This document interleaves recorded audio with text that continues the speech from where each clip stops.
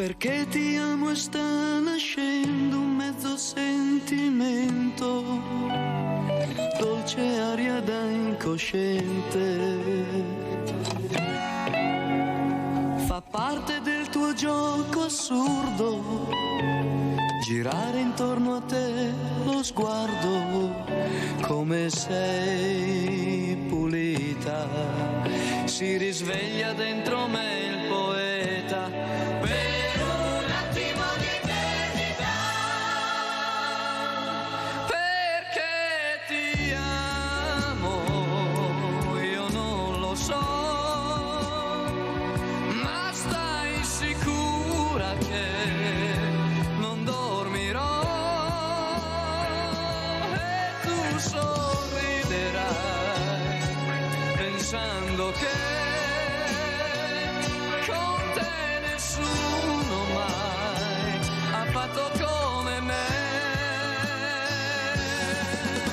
volava in aria la mia giacca appena chiusa la tua porta e tu m'hai visto mentre uscivi a salutarmi un'altra volta. Perché ti amo, il mondo ormai scompare piano in fondo agli occhi tuoi.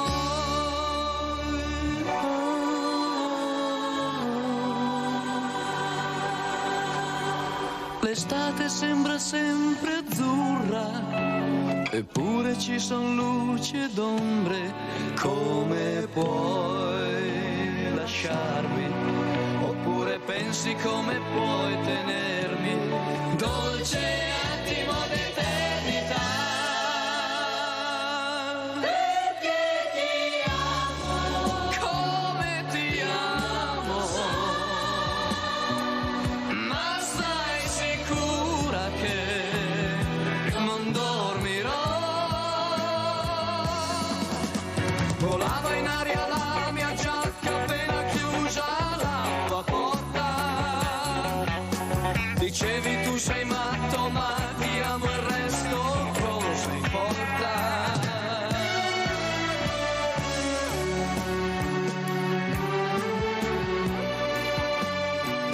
E stai sicura che non dormirò? Perché ti amo, il mondo ormai scompare piano in fondo agli occhi tuoi.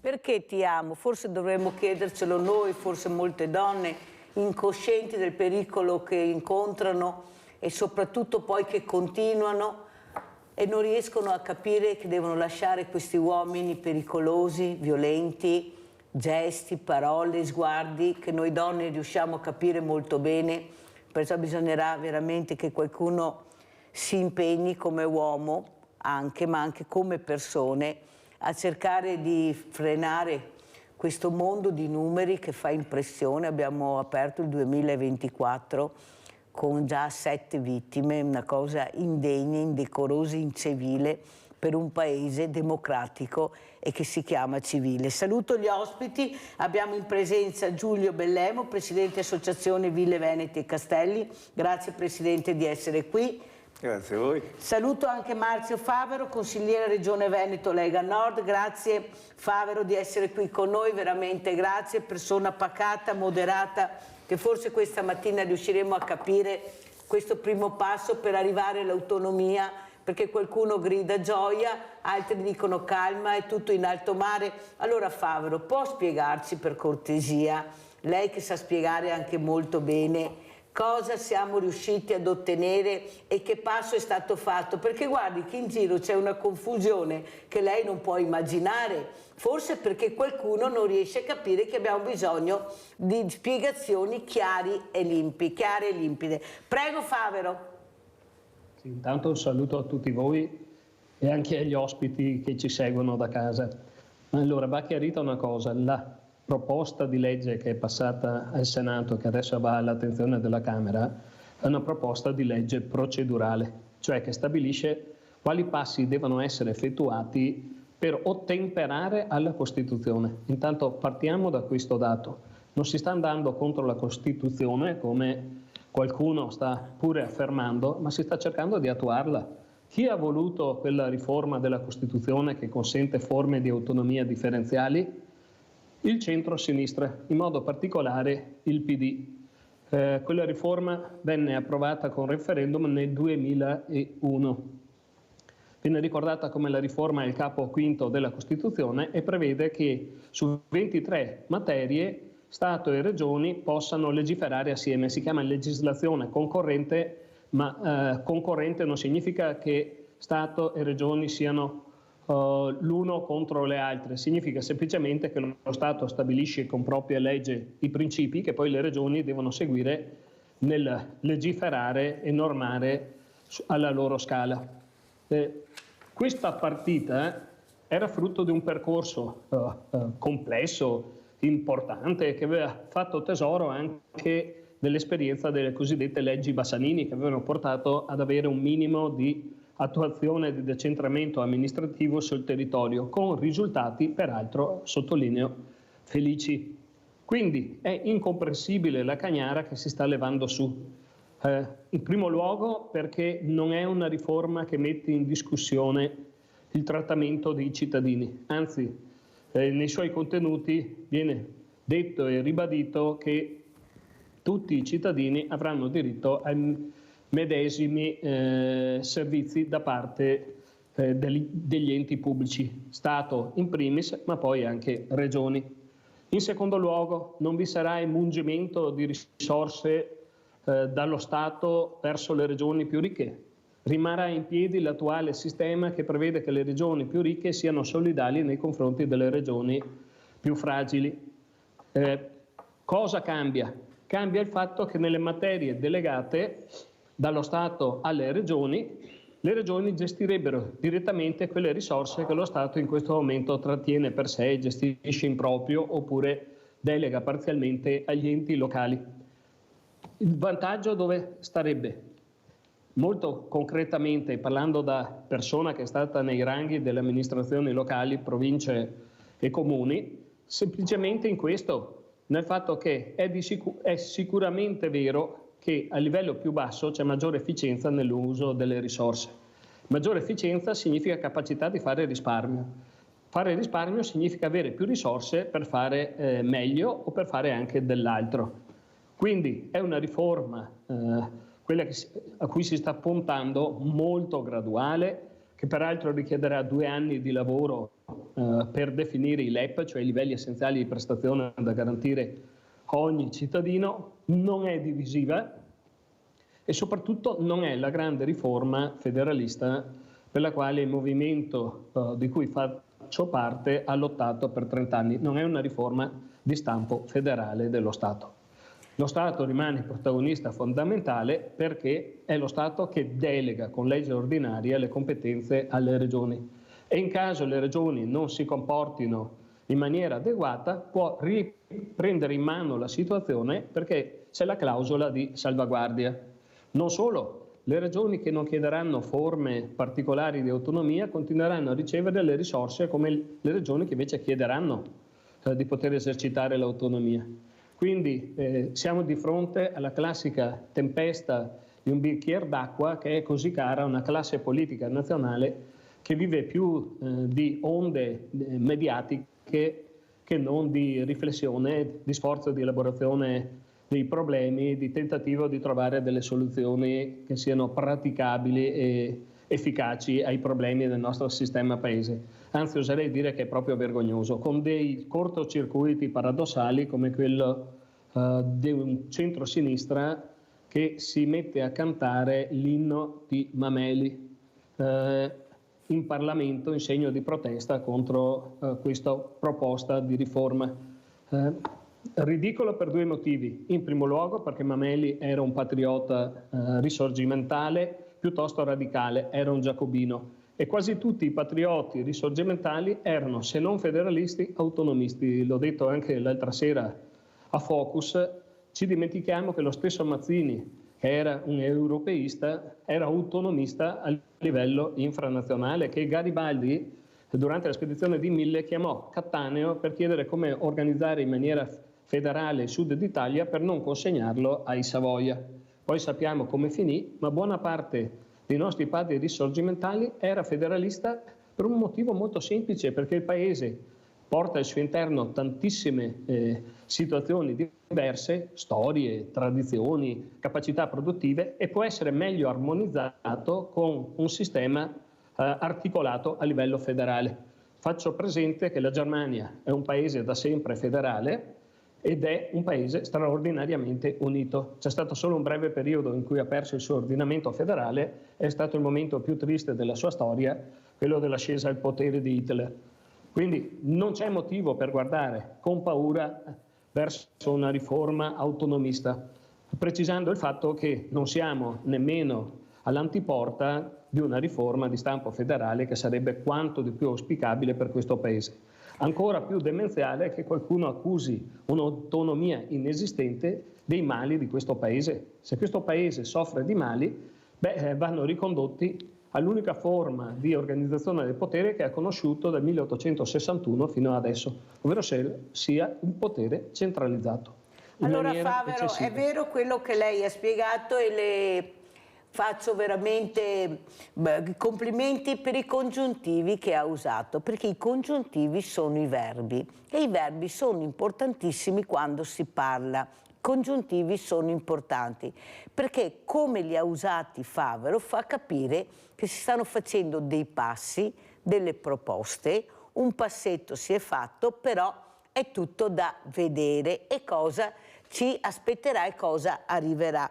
Ma Favero, la mia domanda è anche questa, ma dopo 2286 giorni, se non vedo male il numero che abbiamo scritto, non le sembra un po' tardino che la politica si accorga che deve spiegare veramente bene cosa vuol dire autonomia per arrivare all'autonomia, i passaggi? Io è da una settimana che quando ospiti sindaci, onorevoli, perché lei sa che qua vengono tutti, e parlano di LEP e dico scusate potete spiegare cosa sono i LEP, perché gli addetti ai lavori li sanno, ma a casa un diversamente giovane che sente parlare di autonomia e di LEP se non è spiegato dice ma cosa stanno dicendo? Non le sembra che delle volte la politica è troppo tecnica senza pensare che quella persona che ascolta a casa, che è quella che lo ha eletto qualche volta, deve capire? Cioè la trasparenza dell'informazione dov'è?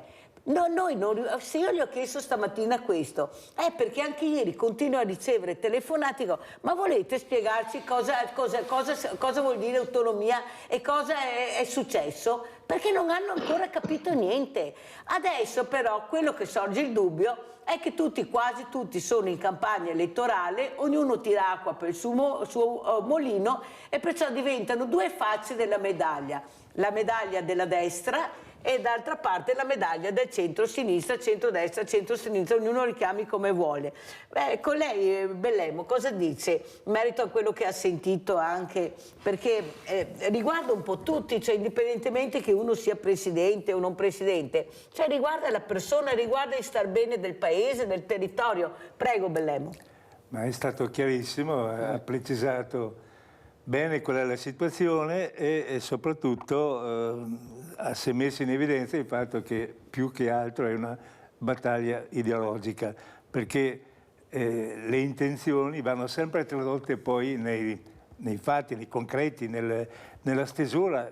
Ha detto giustamente che ci vorranno un paio d'anni poi per definire questi LEP.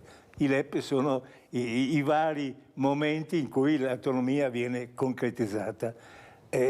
Su questo bisognerebbe informare tutta la popolazione, cioè passo per passo, ragazzi, facciamo così, così, così, in modo che ogni regione sappia come muoversi e avere a disposizione i finanziamenti giusti per poter fare il programma che uno si pone.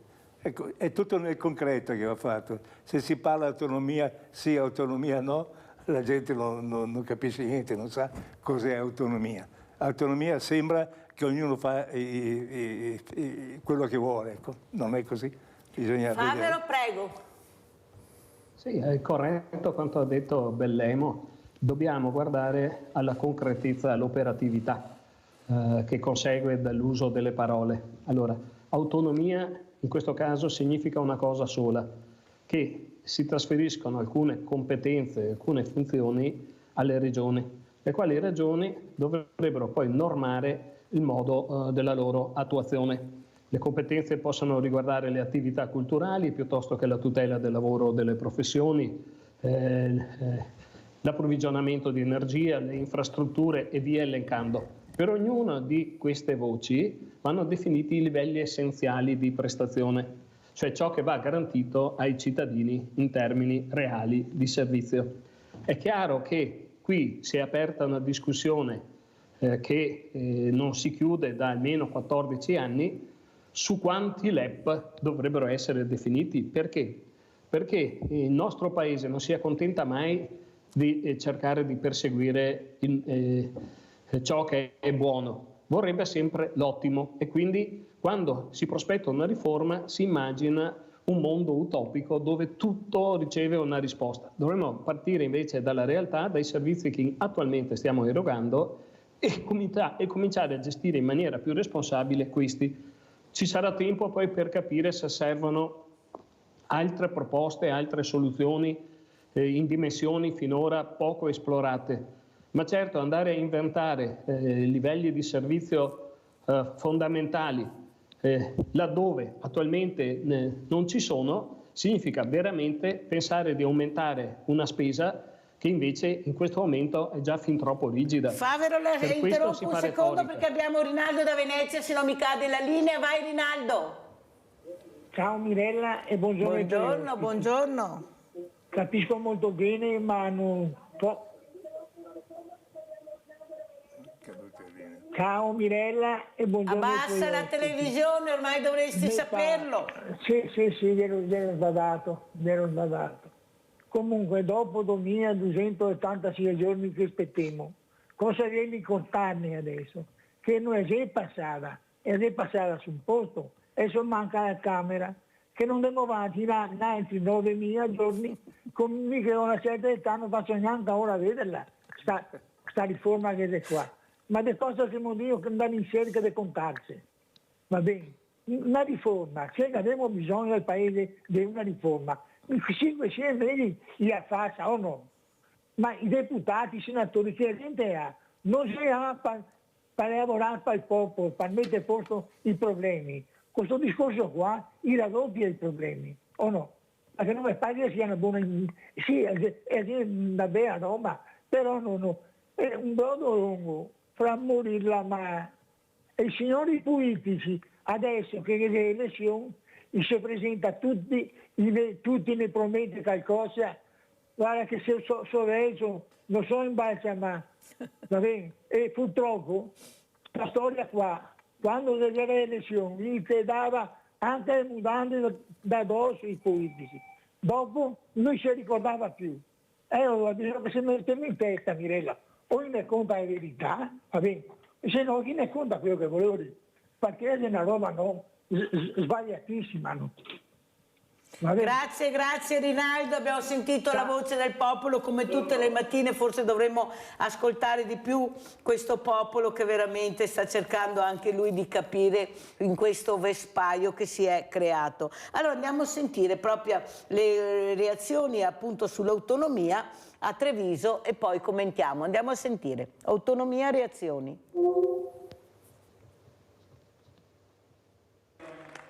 Il centrodestra parla di giornata storica, il centrosinistra boccia il DDL Calderoli puntando il dito contro tempistica e mancanza di risorse.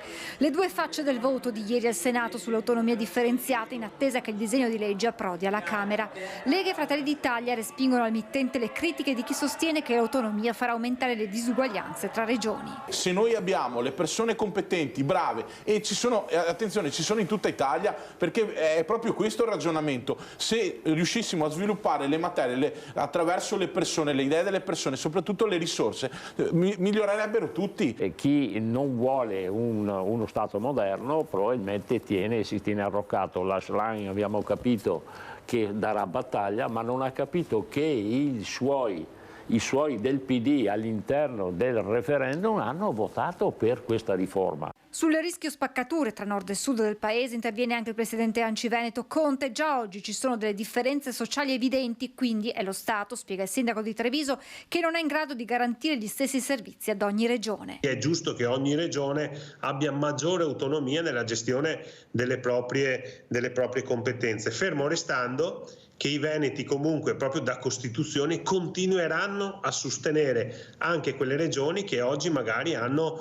delle difficoltà. È vero che vogliamo un paese ad una sola velocità, però consentitemi di dire che non sia la più lenta. La Lega deve abbandonare gli antichi argomenti e accontentarsi di una sorta di baratellum tra autonomia e premierato, il commento del senatore PD Martella. Sono certo non sarà destinato a durare e che oggi prevede una sorta di scatola vuota senza risorse finanziarie e senza scelte che possono incidere davvero, come ci sarebbe stato bisogno, nell'economia e nella società del Veneto. Partito Democratico come azione che non boccia l'autonomia, ma questo tipo di autonomia. Facciamo l'autonomia che sia utile per le imprese, facciamo l'autonomia che sia utile per i cittadini. Allora parliamo di subito poche materie, 8 materie su 23, facili da definire. Se l'autonomia invece diventa responsabilizzazione degli amministratori, e non mi pare che in questo momento ci siano grandissimi segnali in termini di premiare le amministrazioni virtuose rispetto alle amministrazioni che non sono virtuose da parte di questo governo, noi potremmo anche essere d'accordo, ma diciamo la verità, questa in qualche modo secondo me è una legge quadro che serve a prendere tempo. Allora Favero, Pelloni del PD trevigiano dice 8 materie su 23, però il presidente Luca Zaia è stato molto chiaro, ha detto le voglio tutte. Come andrà a finire secondo lei? Pensiamo così, dai, facciamo un'ipotesi. Voce? Non capisco questa idea di chiedere 8 materie quando in Costituzione ve ne sono scritte 23. Ha ragione il Presidente Zaia, per coerenza e anche per rispettare la visione organica di quella riforma che volle proprio il PD nel 2001, per cercare di attenuare la rabbia che stava montando nel nord del paese, in particolare in Veneto. Mi paiono proposte strumentali di chi nega le proprie e rinnega le proprie scelte semplicemente perché adesso si trova all'opposizione. Se si deve fare una riforma autonomista la si faccia in maniera compiuta, e qui do ragione al Presidente Zaia che dice 23 sono le materie, su 23 materie desidero che si porti avanti il lavoro fra Stato e Regioni, perché poi è un lavoro di collaborazione, non di contrapposizione, è uno sforzo centripeto, non centrifugo, di riorganizzare il Paese. Credo che non vi siano scuse a riguardo. Dopo il fallimento di tutte le ricette centraliste è il momento di provare una medicina che non è alternativa, perché è una medicina ufficialmente adottata in tanti paesi in giro per il mondo, che si chiama rispetto delle autonomie. C'è in Spagna, c'è in Germania, come dicevo prima, in Inghilterra. Non capisco perché in Italia non si possa cercare di responsabilizzare chi è presente allora nel territorio. Abbiamo Vladimiro da Rovigo. Ciao Vladimiro, bentornato. Grazie, ciao a tutti quanti. Allora, volevo dire alcune cose. Se ti rubo 10 secondi in più ti chiedo scusa, ma non telefonavo da mesi, quindi io avrei un risparmio accumulato. Cioè, allora, intanto non è scritto da nessuna parte che voleva per forza una legge quadro attuativa. E le mie parole suffragà da un fatto reale, perché alla fine del governo Gentiloni, il governo italiano, il governo centrale, ha firmato alcune intese con la regione Veneto e la regione Emilia-Romagna per poche materie. Quando ha firmato queste intese non c'era assolutamente nessuna legge quadro come quella che sta votando adesso al Senato e alla Camera, quindi quello che ha in Costituzione già basta perché è abbastanza preciso, però vuoi fare una legge attuativa via parlando, benissimo. Secondo, il LEP, ma questa è un'assurdità, ma è gli stati centralizzati che dovrebbero distinguersi perché loro applica in tutto il territorio il LEP. Non è l'autonomia che deve preoccuparsi che in tutta Italia che deve essere condizione uguale, è uno Stato centralistico che deve preoccuparsi che in tutti i territori che sia condizioni uguali. E se quello che non serve, no. Cioè lo Stato centralizzato italiano ha fallito clamorosamente, appunto perché alcune regioni d'Italia, oltre a essere, non dico ancora in mafia, ma poco che manca, è in condizioni di quasi povertà perché il governo centrale non ha fatto quello che doveva fare. La genesi di tutto questo risale, come che aveva accennato all'inizio del passaggio l'ospite in collegamento, nel 1861-66, cioè fino a quel periodo là, non voglio dire questo per rimpiangere quei periodi, ma Lombardia, Veneto e Friuli faceva parte non dell'Italia e che c'era tendenze a riunirli all'Italia, a riunirli poi non si sa il periodo che è passato, però per carità. E uno dei principali motivi era, questo diceva Cattaneo, quello delle leggi, no, in Lombardia, era che Lombardi, Veneti, Friulani pagavano molte tasse a Vienna, molte tasse di più di altri popoli. Benissimo, che ha fatto una guerra, alla fine cosa è successo? Che Lombardi, Veneti e Friulani hanno iniziato a pagare le tasse a Roma. Non solo questo, hanno iniziato a pagare molte più tasse a Roma che qui che pagava a Vienna. Basta, no? Perché hanno iniziato subito a Roma e tutti i soldi delle tasse non gli era usato per fare i servizi, buon governo, via parlando, ma gli ha iniziato fin da subito a mangiarseli. La prova è che i quotidiani nazionali del 1890, quel periodo là, titolava già all'epoca il generone romano, cioè che tutti quanti andavano a Roma come cavalletti per mangiarsi schei. Questa è stata la realtà fin dall'inizio e da allora non è cambiata, ma la prova è chiara perché appunto il Sud soffre perché a Roma i soldi li mangia e gli abituati meridionali non a prendersi le responsabilità perché gli ha i soldi da gestire, ma di mandare le loro persone a Roma a pietire, a raccomandarsi, a fare la clientela per avere qualcosa. Questa è la realtà storica e questo dimostra anche perché alcuni non vogliono che cambia. Dopodiché ha ragione, e chiudo, ha ragione l'ospite Favaro, che questo non è neanche lontanamente, ma neanche per sbaglio federalismo. Lei è un centralismo che su alcune materie, perché vuole il governo centrale per un periodo di 10 anni rinnovabile, che sei capo del governo, cioè che è una marea di limiti, concede ad alcune regioni alcuni poteri su alcune materie. Basta Vladimiro, se no finiamo la puntata, devo andare anche in pubblicità. Sei stato molto chiaro, grazie Vladimiro. Allora Favero, il primo slogan della Liga Veneta, Lega Nord, era Roma ladrona, la Lega non perdona. Ma mi sa che siamo molto lontani da quello che dicevate a quello che è successo, tanto è vero che ci ritroviamo con un partito che dal 40% al 9%, 8-9%, una Lega spaccata, io ho gli ospiti qua, perciò nessuno può smentire quello che dicono, e soprattutto quello che non riusciamo a capire è 2 anni. 2 anni sono altri 730 giorni di aspettare e come dice anche Bellemo, chissà cosa succederà. Abbiamo cambiato, ormai siamo a 70 governi, Posso non fare è facile. Prego Bellemo. Anche una domanda a Favero. Cioè, Zaia ha sempre parlato che vuole l'autonomia sulle 23 competenze, però io ho sentito anche tra i presidenti regionali favorevoli all'autonomia che alcuni ne chiedono solo 8, 10, qualcuno... 3, 4. Ecco. Per cui mi sto chiedendo, viene lasciata libertà poi ad ogni regione di prendersi le competenze che desidera o verrà fatto per tutti le 23? Perché Favero, perché se no devo andare in pubblicità, allora è chiara la domanda, sentiamo la risposta. L'attuale testo costituzionale parla di autonomia differenziale e quindi ci possono essere regioni che non chiedono affatto di essere autonome e quindi che desiderano rimanere sotto l'ombrello dello Stato per tutte e 23 le materie, regioni che chiedono tutte e 23 le competenze e altre che ne chiedono alcune.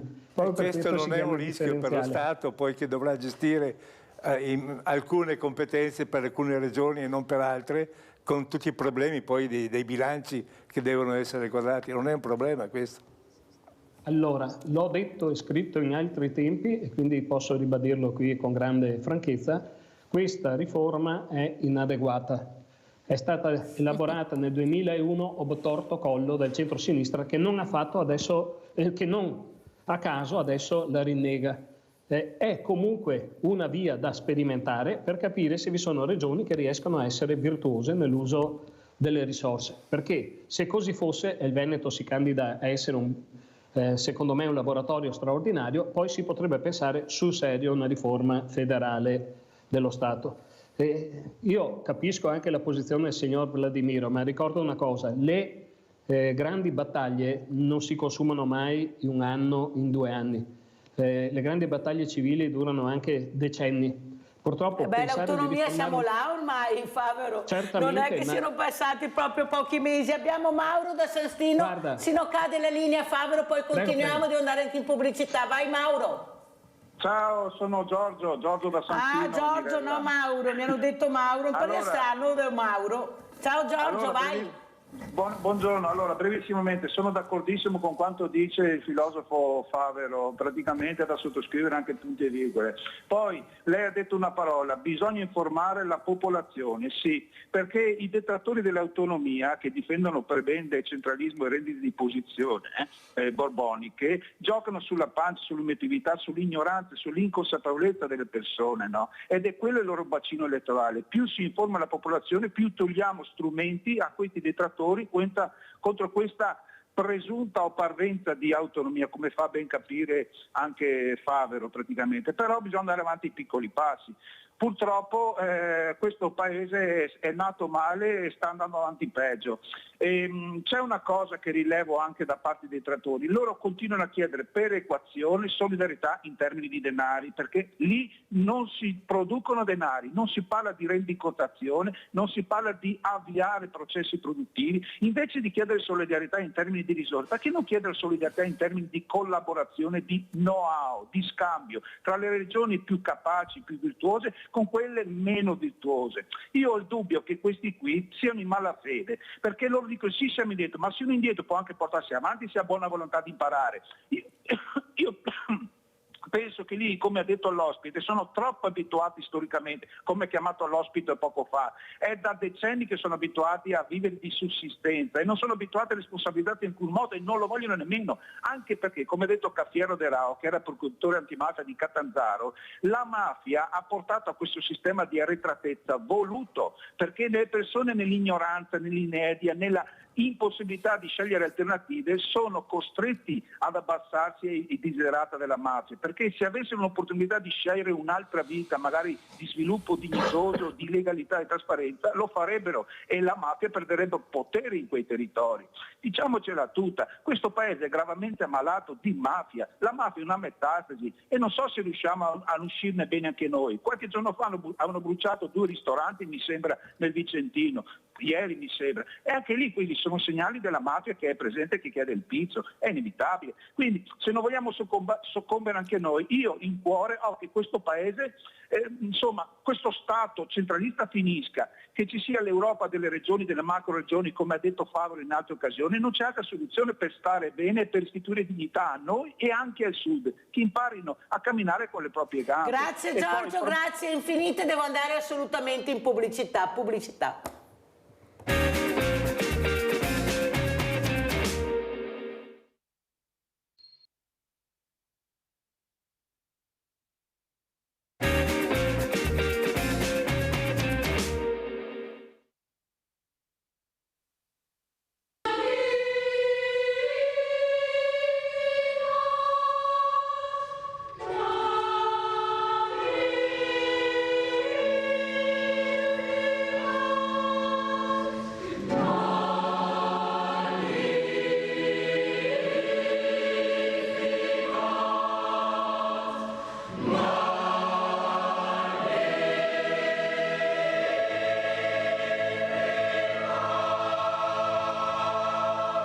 Il video che andiamo a presentarvi è stato pensato soprattutto per i giovani, con 2 precisi obiettivi.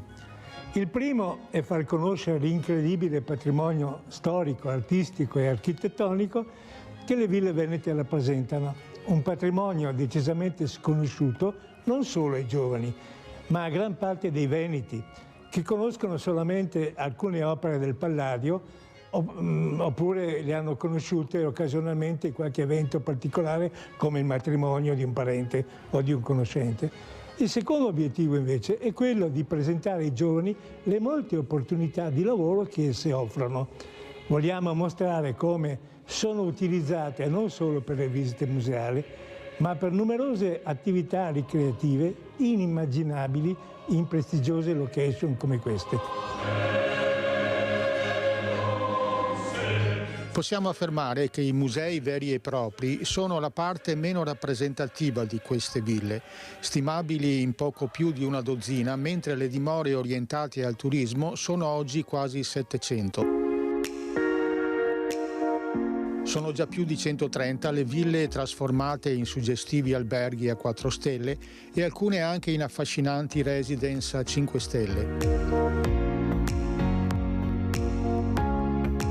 L'ospitalità in villa è garantita anche da oltre 200 bed and breakfast e agriturismi che offrono soggiorni in luoghi carichi di storia in pieno equilibrio con la natura circostante.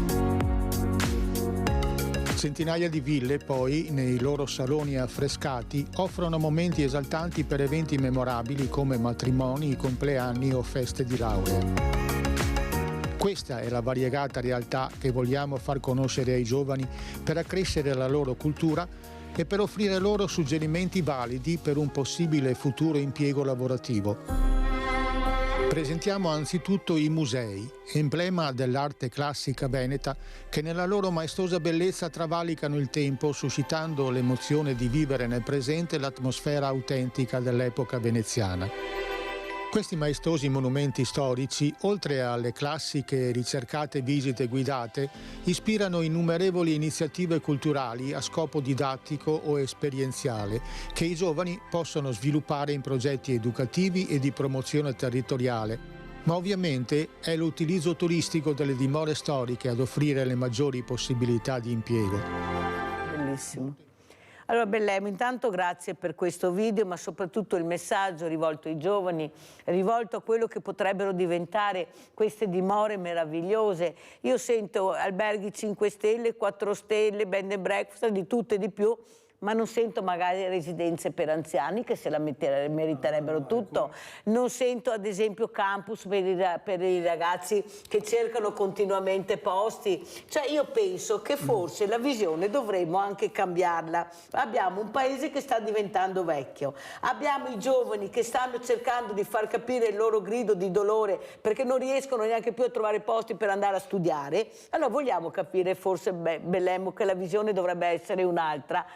Arte e benessere, che è quello che farò a Villa Margherita nel mese di marzo, per far capire soprattutto l'importanza, perché se uno sta bene anche fisicamente e mentalmente, anche un giovane, un anziano, si vive meglio, Bellemo. Come mai non si pensa mai a questi ristoranti, con ste robe? Prego, Bellemo. Perché è sempre molto lento, il cambiamento, la maturazione è molto lenta.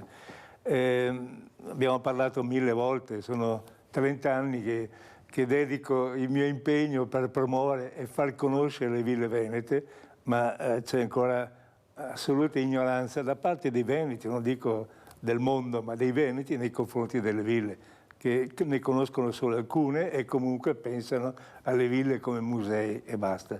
Invece con questo video, che poi mi è stato finanziato dalla Regione, ho voluto proprio dimostrare come le ville siano delle location meravigliose, perfette, per fare tante attività, le più disparate, con il coinvolgimento di giovani, attività aperte al pubblico, ma cose semplicissime, si fanno corsi di danza, di musica, manipolazione, pittura, in alcune si fanno anche corsi di arti marziali, cioè tutto quello che interessa alla popolazione e ai giovani si può fare all'interno delle ville, per cui è un ambiente bellissimo, rilassante e a pieno contatto con la cultura. La fermo un secondo che voglio sentire anche il commento di Marzio Favero. Prego Favero. Conosco Bellemo da parecchi anni, sì, e anche conosco la sua passione per il tema, che vive sul piano personale con grande intensità. E ha ragione quando dice che noi veneti purtroppo tendiamo a non conoscere questa parte della nostra storia. Abbiamo sì memoria della Repubblica Veneta, ma in un senso più mitico che reale, un po' perché non viene insegnata nella storia che si fa a scuola e dove si forma la coscienza dei cittadini, la storia locale, un po' perché lo stile di vita che stiamo conducendo ci porta a privilegiare il presente rispetto e andrebbe alle altre insegnata dimensioni perché temporali, no? la Repubblica di Venezia è stato un esempio meraviglioso di conduzione dello Stato nella maniera più efficace. Infatti è durata qualche secolo proprio per l'abilità di governare, di avere rapporto con la popolazione e assolutamente di sapere intermediare anche nel rapporto con gli altri stati. Abbiamo Livio da Padova, poi continuiamo. Vai Livio. Ciao Mirella, un Ciao. saluto ai tuoi ospiti.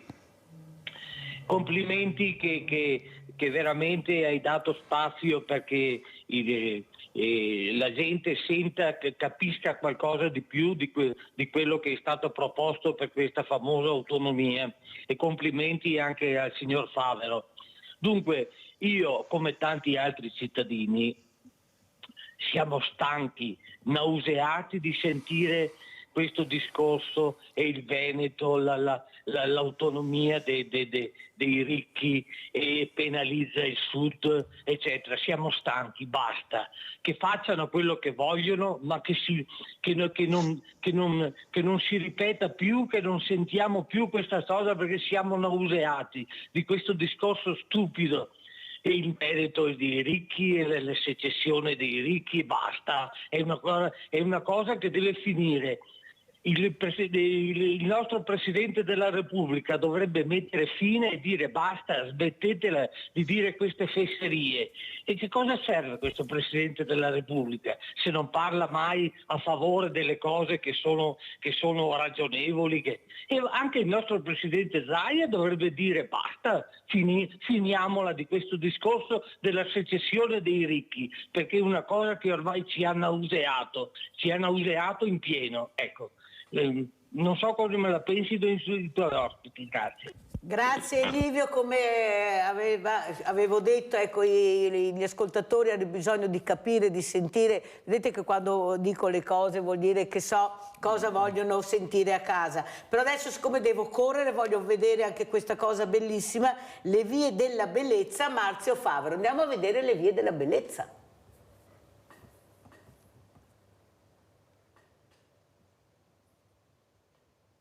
Il festival Le Vie della Bellezza ci riporta ai paesaggi comprensibili, quelli che danno all'anima un'armonia. Forse questo festival veicola anche un messaggio carico di significati politici. Dobbiamo preoccuparci di rigenerare il paesaggio. Rigenerare i nostri territori come nuova frontiera economica per la Marca e il Veneto. E questa è la prospettiva su cui stanno lavorando le amministrazioni comunali in sintonia con la Regione, che già da tempo ha varato la legge che blocca nuove cementificazioni a fronte di recuperi edilizi. Che significa in molti casi attività ricettive in quell'albergo diffuso che ad esempio a Cavaso vede il recupero di questa villa del Settecento. Noi abbiamo avuto un passato industriale dove la nostra laboriosità ha trovato forma in tante forme artigianali e industriali, però questo passato è difficilmente ipotizzabile per il nostro futuro. Noi abbiamo grandi valori storici, naturalistici e lì dobbiamo puntare, dobbiamo dare ai turisti le nostre storie, consegnare loro la nostra storia e spiegarla. È quello che loro cercano e tutto il nostro futuro è su questo progetto. Strutture ma anche eventi dedicati al turismo di prossimità, così si inserisce la prima edizione del Festival della Bellezza, una lunga serie di eventi programmati per 3 fine settimana di giugno. Vie della bellezza che raccontano la natura ma anche l'arte e la storia di questi luoghi, dalla chiesetta longobarda di Castelcessa alle trincee della Grande Guerra. Valorizzare il territorio con tutta una serie di eventi sia culturali ma anche adatti anche ai bambini più piccoli.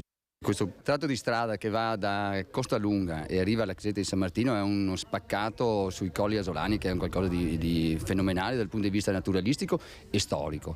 E non a caso l'apertura il 3 giugno è dedicata ad Antonio Canova, che qui trovò nelle cave buona parte del materiale per le sue opere. Arte che proprio 20 anni fa ispirò alcuni amici per una sorta di galleria espositiva a cielo aperto. È stata una scommessa, quasi un'utopia, però dopo 20 anni sono soddisfatto di quello che siamo riusciti a creare, un vero e proprio museo all'aperto. Ci vogliono le idee chiare, avere idee da vedere, vuol dire guardare lontano, guardare avanti. Questo è il messaggio che io cerco di portare, questa è la via della bellezza.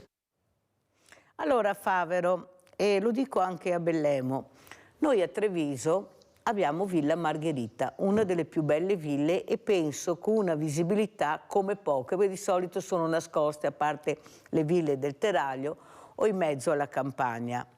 Però questa villa che io con tanta fatica cerco di fare da 3 anni, 4 quest'anno, quello che ha detto Bellemo, sport, inclusività, bellezza, vengo tagliata fuori cavalli in villa, vengo tagliata fuori da tutti i circuiti. Eppure conoscono, ma non è che devono conoscere la Mirella o che la Mirella ha bisogno di visibilità. Io cercavo solo di fare e cerco di fare e andrò avanti, grazie al sindaco Mario Conte che mi ha dato questa opportunità, di far conoscere il bello che c'è nella mia città. Fortunatamente ho conosciuto il presidente degli albergatori Care, che mi ha messo nel circuito e voi non avete idea, anche quei presepi, penso che i presepi che ho avuto a Villa Margherita, uno in particolare dedicato a Giulia Cecchettin, non abbia avuto numeri come li abbiamo avuti noi, tanto è vero che consegnerò questo libro firmato enorme che è un tomo a papà Giulio Cecchettin, per far capire anche l'importanza, le parole del popolo, il popolo che ha firmato, la gente che è venuta. Però, caro Favero, lei mi conosce da tanti anni, questo dà fastidio a qualcuno, perché quando tu fai, e non fai business, ma fai per la società, per la comunità e l'inclusività, vieni tagliato fuori. Questo è il risultato. Allora io non posso sentire che i cittadini non vogliono conoscere. I cittadini non vogliono conoscere perché non li fanno partecipare. E uno da solo, caro Bellemo, non va da nessuna parte. Allora è inutile che continuiamo a dire i cittadini non sanno, i cittadini non conoscono.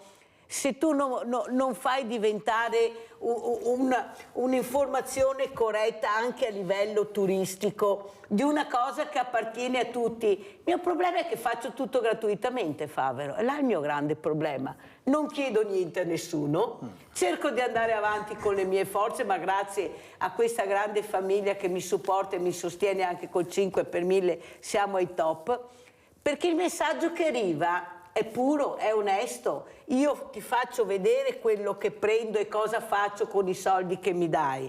Però questo dà fastidio, ma quello che voglio farvi capire, non continuate a dire i trevigiani, gli italiani non conoscono. No, c'è qualcuno che non vuole aprire le porte anche a quelle attività, a quel mondo del volontariato. Ecco, lunedì saranno quasi 40 associazioni per vedere di andare avanti da noi soli, senza, perché tanto non c'è niente da fare, qualcuno non sente o non ascolta.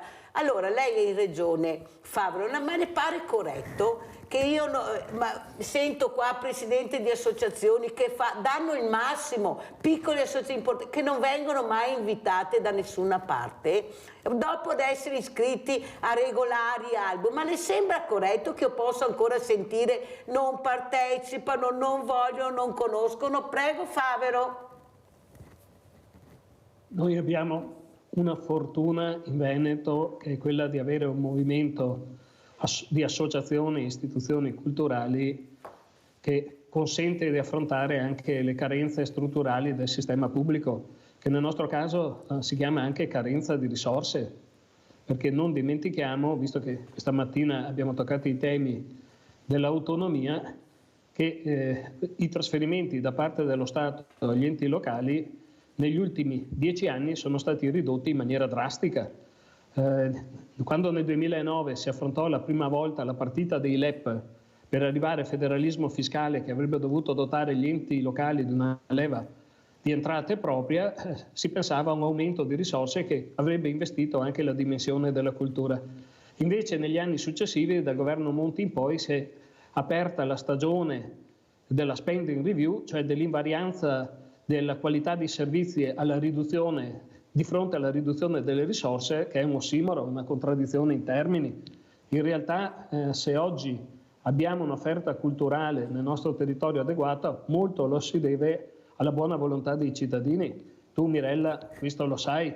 Io credo, ma ho un ruolo oggi diverso rispetto a quello che avevo in passato, molto nel rapporto fra istituzioni e associazioni. Ti ricordo che avevo inventato quel modulo che si chiamava Rete Eventi Cultura, che aveva consentito a tutti i 95 comuni a Marca Trevigiana di collaborare con quasi 400 associazioni, mettendo assieme le risorse del pubblico e del privato, con risultati anche sul piano del ritorno turistico che all'epoca vennero misurati come assolutamente importanti, a dimostrazione del fatto che la cultura può anche non essere semplicemente una spesa, può essere anche un ottimo investimento che dà ritorno. Le ville venete costituiscono uno dei motori dell'offerta culturale del Veneto. Io vorrei ricordare la bella espressione usata, penso ormai 70 anni fa, da Michelangelo Muraro, che le ville venete rappresentano l'altra Venezia, quella sulla terraferma, una Venezia rarefatta ma elegantissima. Sono monumenti che testimoniano di una classe patrizia che aveva fatto dell'imprenditorialità la propria bandiera, perché Venezia è stata una città capace di dialogare con tutto il mondo conosciuto dell'epoca, compreso il mondo atlantico. Ci si dimentica che nel 600 e nel 700 le navi veneziane attraversavano anche l'Oceano Atlantico per andare in Sud America, ma quel patrimonio ha anche lasciato una riorganizzazione del territorio significativa. Non dimentichiamo che se il Veneto appare come una realtà a insediamento diffuso, lo si deve proprio alle ville, che sono stati sì residenze estive di pregio per i signori veneziani, ma anche luoghi di trasformazione manifatturiera. Abbiamo un'altra telefonata, Fabio, se non mi cade la linea, Maurizio da Arre, vai Maurizio. Ciao Mirella. Ciao. E buongiorno ai tuoi ospiti. Io vorrei parlare un attimo, cioè chiedere al consigliere Favero una cosa. Io non è che sono tanto, dottor Favero, io non è che sono tanto preparato in questa materia, però mi sono informato e praticamente abbiamo delle regioni che da quello che mi risulta sono a statuto autonomo. Adesso dopo lei mi spiegherà la differenza tra quella differenziata e quella a statuto autonomo. Io so che le regioni, quelle a statuto autonomo, tipo Trentino e Sicilia, eccetera, ok, hanno molti più vantaggi di quelle a statuto differenziato. Io adesso non lo so, non so neanche io cosa dire, ma da quello che ne sento parlare, sento che le regioni che sono a statuto autonomo hanno molti più vantaggi rispetto a quelle che saranno a statuto differenziato. Io adesso non lo so. Comunque vorrei capirne di più, se mi può dare delle informazioni chiare. Grazie, ecco. Maurizio, guarda Maurizio, io non so se ce la farà Favero, Maurizio, perché sono in chiusura. Ecco, dovremmo fare una puntata mi sa di 3 ore sull'autonomia, perché vedo che veramente vi interessa. Vedete quanto sono attenti i cittadini a casa. Favero, veda lei, io sono in chiusura, veda lei come vuole rispondere. Allora, le ragioni a statuto speciale vennero introdotte perché si trattava di realtà che soffrivano di situazioni particolari. Oggi, dopo decenni, forse non ha più senso avere regioni a statuto speciale. Per questo dicevo che sarebbe più opportuno pensare a una riforma federale dello Stato, avere il coraggio di creare una situazione di reale parità nel trattamento dei cittadini. Perché non l'avete fatto quando eravate al governo e potevate farla, Favero? La Lega ci ha provato più volte. Non nego che anche il nostro movimento abbia avuto dei limiti, abbia presentato dei limiti in più occasioni, ma il fatto è che quando sei in minoranza, anche all'interno della maggioranza, inesorabilmente devi contrattare. Io francamente sarei per un approccio un po' più diretto con i cittadini. Io l'ho sperimentato come sindaco a Montebelluna.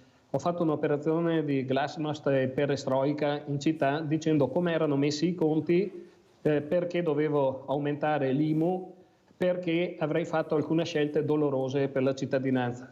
Qualcuno mi aveva dato dell'incosciente dicendo che questo non riuscirà a farsi rieleggere una seconda volta, invece i cittadini hanno riflettuto, hanno compreso e alla fine mi hanno consentito di fare 10 devo chiudere, anni purtroppo di percorso. non ce la faccio, ma è stato chiaro, poi risponderemo ancora al nostro Maurizio Dari, spero anche con altri ospiti, perché l'argomento ci riguarda, non c'è niente da fare, le persone vogliono capire e io ho capito questo. Allora, Bellemmo, come ci saluta? Che Marzio Favero, una cosa, giustamente... mi ha fatto piacere aver ritrovato Favero dopo tanto tempo e avrei tante cose da discutere con lui, ma il tempo, sì, il tempo adesso è in chiusura, per cui voglio solo accennare a un progetto che stiamo mettendo ormai in cantiere definitivamente e di cui magari ne parleremo un'altra volta.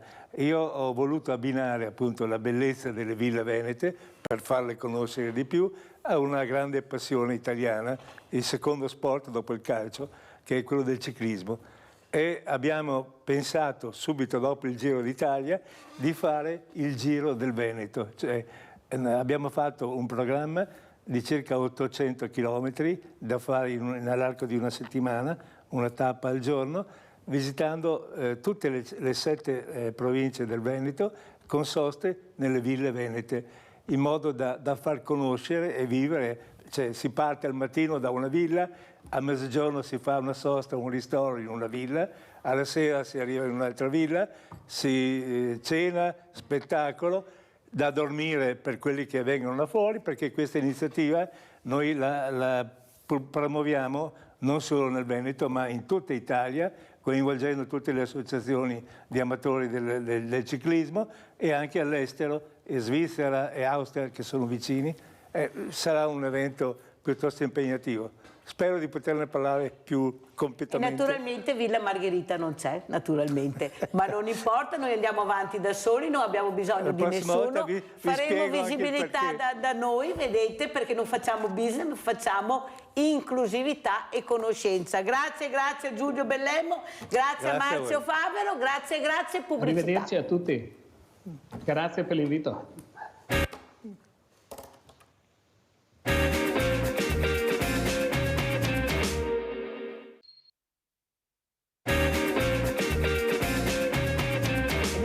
Altri 2 graditi ospiti, abbiamo in presenza Roberto Borsato, consigliere comunale a Treviso, Lega Nord, ma anche in provincia, e abbiamo anche il dottor Antonio Maria Cartolari, presidente Veneto e Trentino Alto Adige, AIRC, Associazione Italiana Ricerca sul Cancro. Grazie intanto dottor Cartolari per essere qui, ma sono momenti molto importanti perché voi state cercando di divulgare, di far capire l'importanza di questa associazione delle raccolta. Prego dottor Cartolari, cosa ci racconta? Buongiorno. Buongiorno. Io credo che lei abbia un'agenda errata, perché io non sono il dottor Cartolari, ma sono il professor Garolla e sono un professore di endocrinologia. Allora, guarda, io mi scuso, ma purtroppo questo nella scaletta non si preoccupa, perché adesso ho capito perché ho questa scaletta, perché la sua partecipazione è arrivata in ritardo nella scaletta che noi avevamo fatto, perciò l'hanno inserita dopo di questa. Allora, dottor Garolla, parliamo di quello che si occupa lei, che è altrettanto importante, per questo l'avevo invitata, per far capire anche l'importanza di conoscere, dottor Garolla, soprattutto di far capire a casa i temi, i problemi che ci sono, perché dalle telefonate che ho ricevuto all'inizio capisce bene che la gente vuole essere informata. Prego, allora si presenti, prego. Sì, io do il buongiorno a lei e ai suoi ospiti, la ringrazio per l'opportunità e mi presento. Io sono un medico, mi occupo di endocrinologia, che è la branca che studia gli ormoni, sia maschili che femminili, mi occupo anche di medicina della riproduzione, quindi di aiutare tutti quelli che non hanno figli o che hanno problemi legati alla sessualità, prevalentemente la sessualità maschile, e da 15 anni, e credo fosse questo il tema per cui mi avete interpellato, seguo anche le persone che hanno incongruenza di genere. Che cos'è l'incongruenza di genere? È una conformazione del nostro cervello per cui l'identità, invece di essere conforme a quella del nostro corpo, quindi al nostro genere maschile o femminile, è all'opposto. Mi spiego meglio. Ci sono persone che nascono maschi ma si sentono in tutto e per tutto femmine, e ci sono persone che nascono femmine ma si sentono in tutto e per tutto maschi. Questa sensazione inizia da molto presto, inizia già da quando sono bambini, a pochissimi anni, 4-5 anni. E queste persone all'inizio non capiscono questa loro condizione. Il loro pensiero però, come tutti i bambini, è quello di fare quello che gli piace. Quindi le bambine che si sentono maschi vogliono giocare a calcio, giocano di più con i soldatini, con il pallone, giocano di più con tutti i giochi che sono caratteristici dei maschi, mentre i maschi che si sentono femmine al contrario vogliono stare con le femmine, vogliono vestirsi da femmine, giocano con le bambole, quindi è un'identità molto radicata. Questo da bambini può dare più problemi ai genitori che ai bambini stessi, perché i bambini si confondono. Purtroppo questi bambini a un certo punto diventano adolescenti e il loro corpo cambia in modo molto profondo, accentuando quelle caratteristiche che per loro sono lontane dalla loro identità, e questo provoca un disagio che può essere più o meno importante. Dottor Garola, mi scusi se faccio questa parentesi, ma le sembra che culturalmente siamo preparati a questo, ma anche i genitori soprattutto, perché con gli esempi che abbiamo avuto anche in questi giorni, ecco, solo parlare di diversità fa tremare la pelle in questo momento, visto quello che assistiamo. Ecco, forse non si è investito molto su questo, e questo è un peccato, perché stiamo parlando di persone, ecco, di persone che stanno vivendo, se non sono accettate e se non sono capite, un dramma di vita. È possibile questo, dottor Garolla? Allora, lei ha perfettamente ragione, non siamo pronti, ma è per questo che noi con la nostra fondazione, con l'università, con i nostri convegni cerchiamo di divulgare queste tematiche. Pensi che noi da quasi 20 anni andiamo in tutte le scuole della provincia di Padova, di più non ce la facciamo, anche se cerchiamo di allargare queste iniziative. Oltre ad informare i ragazzi su tutta quella che è l'andrologia, le problematiche, i fattori di rischio della fertilità e della sessualità, li informiamo anche su questi temi. Devo dire che i ragazzi giovani sono molto più preparati di quando eravamo giovani noi, e loro sono molto più pronti a capire e ad accettare. Lei ha finito il suo precedente intervento, perché io vi ho seguiti per l'ultima parte, con la parola inclusività. Noi dobbiamo capire che queste sono persone che soffrono e che hanno bisogno di sentirsi come gli altri e hanno bisogno di sentirsi aiutati. Peraltro, tutto il loro percorso rientra nell'ambito di linee guida scientifiche internazionali, ma anche nell'ambito della legge, perché la legge prevede che queste persone abbiano un riconoscimento, addirittura nelle scuole sono previste le carriere alias, cioè carriere dedicate a questi ragazzi per essere inclusivi e non creare disagio o creare emarginazione.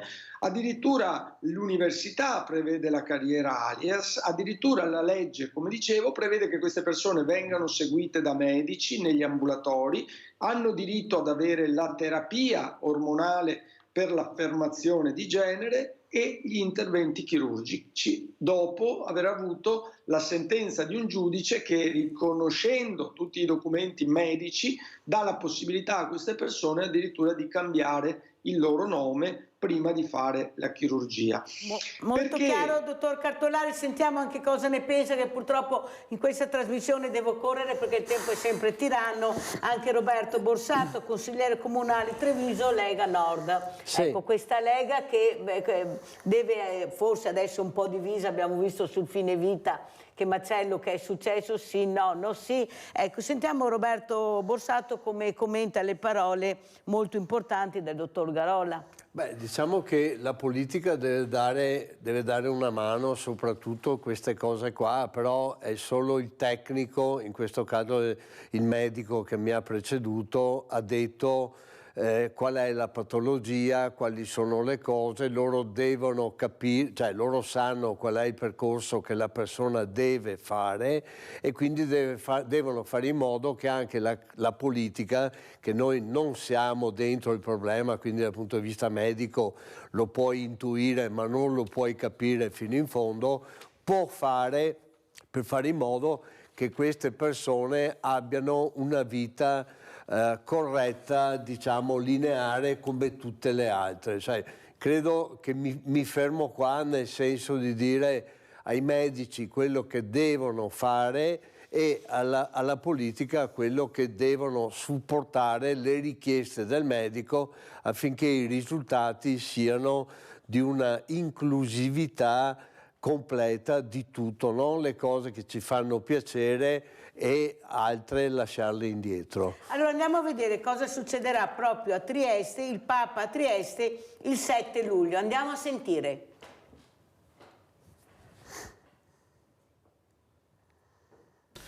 La notizia è stata battuta dall'ANSA attorno alle 14 e non è giunta del tutto improvvisa, giacché stamattina, conversando con i giornalisti durante l'appuntamento per la ricorrenza di San Francesco di Sales, il vescovo Trevisi aveva accennato alla possibilità che Papa Francesco potesse essere a Trieste in occasione della 50ª settimana sociale dei cattolici in Italia. Quindi la conferma dalla Santa Sede. Il Santo Padre, ha scritto Monsignor Giuseppe Baturi, segretario della Conferenza Episcopale Italiana, nel comunicato finale del Consiglio Episcopale Permanente della CEI, sarà con noi domenica 7 luglio per portare un messaggio ai partecipanti all'appuntamento di Trieste e per celebrare la messa che sarà celebrata dunque in Piazza Unità.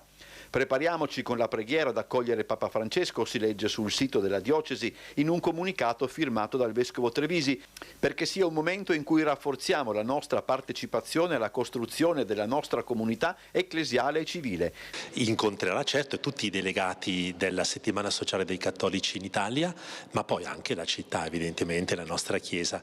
Era una notizia che già avevamo capito che il Papa avrebbe desiderato, però il programma tardava ad uscire e allora non potevamo dare nessuna conferma. Siamo nella periferia dell'Italia, si legge ancora nella nota, che vuol dire nella frontiera che ci porta all'incontro con altri popoli e culture. L'incontro di luglio è sulla partecipazione e sulla democrazia, però è anche interessante che questo incontro sulla partecipazione e democrazia viene fatto in periferia, viene fatto a Trieste, che siamo sulla frontiera. E allora ecco, così mi sembrava giusto anche un po' richiamare un po' questi paradossi.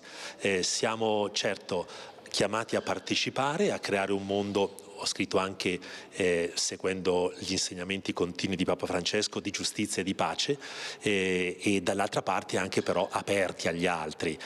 Siamo appunto in periferia, che vuol dire anche che siamo con un piede da una parte e un piede dall'altra, siamo in qualche modo protesi ad incontrarci.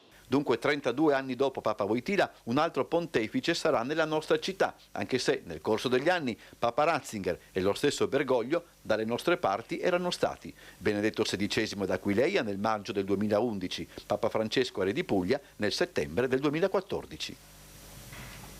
Allora, dottor Garolla, abbiamo sentito questo Papa che sta cercando di rinnovare anche la Chiesa, questo Papa che sta inserendo anche delle figure femminili in posti molto delicati, questo Papa che apre alle diversità, però mettono molti paletti perché all'interno della Chiesa si vive anche l'omosessualità, si vive la pedofilia, si vivono termini che le persone fanno fatica a capire, a comprendere. Ecco, lei che è un esperto, lei che sta cercando di far capire che questa diversità va supportata, va aiutata, ma che colpa hanno queste persone se non sono nate così, se è nei loro geni? Cioè, perché non si accetta? Perché si fa fatica a capire e parlare di persone? Però una cosa molto importante che ha detto lei, che io sono molto fiduciosa, che i giovani vedono lontano, hanno la mente più aperta. Basta vedere quell'insegnante, purtroppo che io ricordo spesso, che si è dato fuoco, che era un uomo ma si sentiva donna,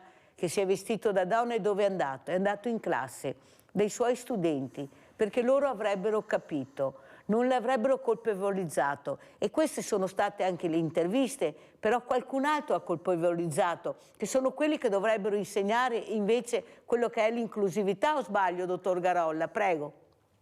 Guardi, lei ha toccato un tema veramente nel modo più preciso possibile. Io credo che i nemici della buona medicina, della buona inclusività, del fare bene il nostro mestiere siano due. L'ignoranza, che noi dobbiamo combattere in tutti i modi, per fortuna i nostri ragazzi hanno molti più mezzi di noi per conoscere, per capire, e secondo l'ideologia. Se noi affrontiamo questi temi senza sapere e con dei preconcetti, di sicuro facciamo del male, ma non solo ai soggetti transgender, a tutte le minoranze. Ma mi lasci ringraziare il dottor Borsato, perché ha parlato in modo straordinariamente intelligente. Purtroppo io poche volte sento persone delle istituzioni, amministratori che parlano in questo modo, cioè la politica dovrebbe essere di supporto, di aiuto ai tecnici, dovrebbe organizzare quello che i tecnici chiedono, che poi è quello che ha fatto il nostro presidente della regione pochi mesi fa, quando ha deciso, contro anche il suo partito, di istituire a Padova il centro di riferimento regionale per l'incongruenza di genere. Pensate che ce ne sono solo 2 in Italia, noi e la Puglia, nessun altro, nonostante l'Europa abbia chiesto che tutte le nazioni abbiano in ogni regione un centro di riferimento regionale. E attraverso la delibera che ha fatto ci ha chiesto di scrivere un progetto, l'ha chiesto ai tecnici, il nostro direttore generale, il dottor Dalben, l'ha recepito, abbiamo mandato un progetto in regione e vedete come il dialogo tra tecnici e politici sta cercando di portare avanti qualcosa che è di una modernità straordinaria non solo per l'Italia ma a livello internazionale. Quindi grazie veramente per aver dato voce a me, ma io parlo a nome di tutte quelle persone che hanno un figlio, che hanno un fratello, che hanno un parente che fa parte di una minoranza. Abbiamo parlato di incongruenza di genere. Io mi sono avvicinato a questa tematica perché ho colto la sofferenza, ho colto la necessità di dare una mano a queste persone. E io adesso che se ne parla tanto dal punto di vista mediatico, da un lato sono contento perché riesco a fare meglio informazione, perché ho chi mi dà la voce, dall'altro sono un po' preoccupato che le famose ideologie e i preconcetti ci portino indietro rispetto a tutto quel percorso che negli ultimi 20 anni è stato fatto. Vede, dottor Garolla, però abbiamo un grande problema, che è che la gente non conosce. Io l'anno scorso avevo ospite proprio, ho avuto ospite persone transgender, profondo sud sto parlando, e quando li ho messi al corrente di quello che succedeva qua nel Veneto, ecco, con questa nuova opportunità che avevano grazie al presidente Luca Zaia, che ha aperto a questa possibilità di cambiare sesso, di diventare quello che vuoi, non lo conoscevano. Sono rimasti stupiti. Conoscevano la Puglia perché è più vicina, ma non conoscevano invece il profondo nord, perché si parla di profondo sud, ma qua siamo anche profondo nord, di quella che è la nostra realtà, l'opportunità. Allora se io non conosco l'opportunità, faccio fatica a capire cosa sta succedendo e come sta evolvendo il mio paese. È questo il grande dramma. Cosa dice, dottor Garolla? Guardi, mi creda che io sto facendo tutti gli sforzi possibili per fare quanta più informazione. Ripeto, andiamo nelle scuole, facciamo convegni, andiamo nell'ordine dei medici. Quando mi chiamano i giornalisti, ed è un esempio che io sia qui oggi, nonostante in questo periodo ci sia molta polemica rispetto a questo argomento, perché adesso è in discussione il trattamento dei ragazzi prepuberi, di cui io non parlerò perché è un tema che ha chiesto la mia direzione dell'ospedale di non affrontare in questo momento, perché ci sono degli ospedali dove questo viene fatto che sono un po' in difficoltà. Però mi creda che io su questo argomento ci sono, ci credo molto, e tutte le volte che lei vorrà parlarne grazie dottor Garolla, veramente grazie, vede che l'avevo invitata perché sapevo quanto tema delicato, bisognerà pure iniziare a parlarne, perché io poi sono convinta che se l'informazione corretta arriva a casa le persone capiscono. Il problema è che fanno confusione molti addetti ai lavori, devono parlare più come sta facendo lei in maniera più semplificata, perché le persone hanno piacere di capire e forse vedono con occhi diversi anche le persone. Io quando ho intervistato queste persone, dottor Garolla, che ho avuto molti, ne ho avuto molti di ospiti, persone transgender, vivono nei paesi, nelle città, ma sono accolte benissimo, vivono la comunità. È il fango che poi qualcuno cerca di mettere, ma non è l'accoglienza che facciamo, perché se queste persone sono brave persone, si comportano bene, non danno nessun problema, vengono accolte, non gliene frega niente del sesso, volete capire, lo dico a casa, quelle persone che ancora sono là coi paletti negli occhi, che è un altro mondo, arriviamo nella luna ormai, abbiamo cambiato il modo di vivere e dobbiamo avere rispetto delle persone. Ripeto, se uno nasce così, se voi foste nati così, quelli che non condividono, cosa fareste? Io vorrei capire. Oppure avete un figlio e lo nascondiamo come facevamo quei diversamente abili, che io chiamo diversamente agili, perché odio la parola disabilità, i disabili siamo noi, non loro. Vogliamo continuare a fare questo? Dobbiamo evolverci anche noi? Allora saluto anche il dottor Antonio Maria Cartolari, che era anche lui ospite, presidente Veneto e Trentino Alto Adige AIRC. Grazie dottor Cartolari. Allora giornate importanti, giornate per la ricerca. Al nord non si viene a curare solo per i tumori, ma abbiamo sentito, abbiamo delle eccellenze in tutti i sensi e siamo veramente orgogliosi. Com'è la situazione, dottor Cartolari, per questa promozione di Aranze per la ricerca sul cancro? Prego. Buongiorno, prima di tutto, grazie di avermi invitato. Ma io semplicemente sono un volontario, questo bisogna dire. AIRC è una realtà fatta di volontari, dal vertice fino alla fine, siamo tutti volontari, e con il volontariato, diciamo, attraverso AIRC, che è senz'altro la realtà più importante d'Italia nel sistema del volontariato, si riesce veramente a risolvere molto nel campo tumorale. Anzi, direi di più, che grazie ad AIRC, attraverso gli ultimi 60 anni, perché l'AIRC viene fondata nell'82, si sono raccolti oltre 2 miliardi di euro e solo quest'anno riusciamo a distribuire circa 140 milioni di euro per la ricerca scientifica. Ecco, vorrei enfatizzare il fatto che AIRC è attiva solo nella ricerca scientifica, non in altre attività assistenziali per i malati. La ricerca scientifica, che però è la base per poi arrivare alla soluzione del problema. Attraverso gli ultimi anni si è Associazione Italiana? Prego, dottore. Ricerca sul cancro. Fondazione AIRC, Associazione Italiana di Ricerca sul Cancro. Quindi AIRC è ricerca scientifica, e ricerca scientifica vuol dire partire proprio dal primo livello della ricerca della molecola per arrivare poi alla commercializzazione di un prodotto antitumorale. Dottor Cartolari, facciamo una parentesi per spiegare perché ho parlato prima e il dottor Garolla si è anche complimentato della parola inclusione, inclusività.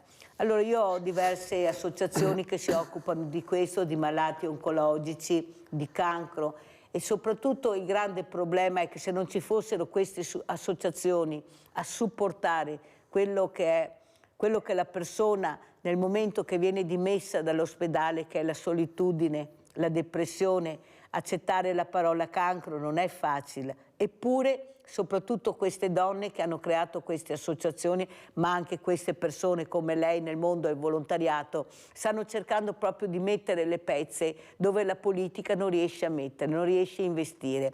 Perché dico questo? Perché pensate, io subisco un grande intervento, l'intervento riesce anche molto bene, ma poi devo tornare a casa. Ecco, alla casa sarò accettato, avrò il coraggio di uscire, ho perso i capelli, non sono più io, sono depressa, chi mi aiuterà? Ecco, è il dopo che mi fa paura, dottor Cartolari, però sono molto speranzosa e ottimista perché ci siete voi, c'è il mondo del volontariato che fa questo, perché i numeri li abbiamo e sono donne che supportano altre donne perché hanno fatto lo stesso percorso. Ecco l'importanza dell'associazionismo. Prego, dottor Cartolari. Sì, ovviamente l'associazionismo in Italia è uno dei pilastri che porta avanti l'Italia, veramente il terzo settore è fondamentale e diciamo AIRC è una delle parti principali, però nella filiera, tornando a quello diciamo dell'aiuto all'umanità, nella filiera AIRC è all'inizio, cioè è alla molecola, non è all'assistenza al malato, non è all'assistenza alle donne, non è all'assistenza agli uomini, è all'inizio, alla ricerca della nuova molecola che può curare.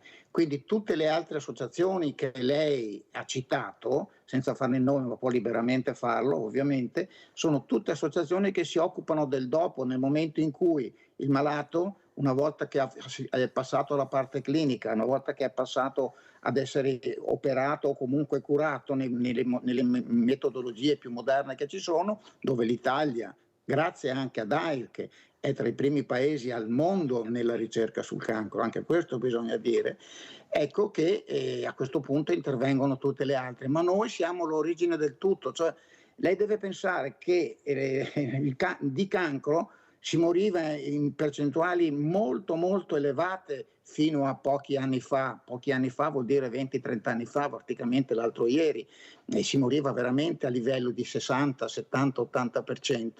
Oggi nella media totale dei tumori oltre il 50% dei malati di tumore guariscono, in certi casi, in certe forme tumorali si arriva anche al 90% di guarigione e questo è dovuto soprattutto alla ricerca.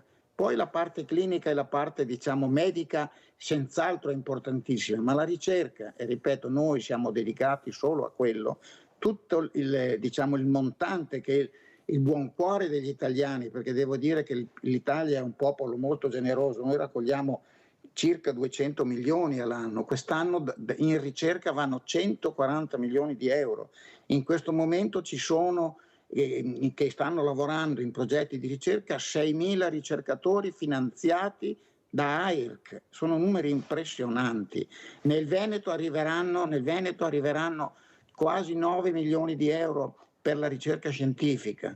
Questo si traduce in progetti importanti, borse di studio, progetti pluriennali. Insomma, in sostanza, AIRC è uno dei pilastri della ricerca in Italia e mi spiace dirlo, visto che lei ha parlato anche della politica, la politica non ne faccio una questione dell'attuale o del precedente, in generale non ha mai investito molto in ricerca negli ultimi 40 anni. Vede, dottor Cartolari, io la ringrazio per quello che fate e quello che riuscirete a investire nella ricerca grazie anche a questo aiuto di queste persone che sono gli italiani. Però vede, l'importanza è fare squadra, perché uno ha bisogno dell'altro, da soli non si va da nessuna parte. No, ma infatti, nel momento che arriverà la ricerca c'è questo supporto da parte di queste associazioni, perciò è fondamentale fare squadra. No, infatti, dottor Cartolari, è un problema fare squadra, altro che è normale. Facciamo una fatica a fare squadra che lei non ha idee, io non so da lei, ma guardi qua da noi ci sono di quei campanili che lei non ha la minima idea. Allora, Roberto Borsato, come commenti queste parole? Tu fai parte, sei politico, fai parte della politica, la politica che deve includere, accettare, investire, perché poi nella stanza dei bottoni ci siete voi. Ecco, le persone supportano, ma è fondamentale che la politica supporti quello che sarà il futuro.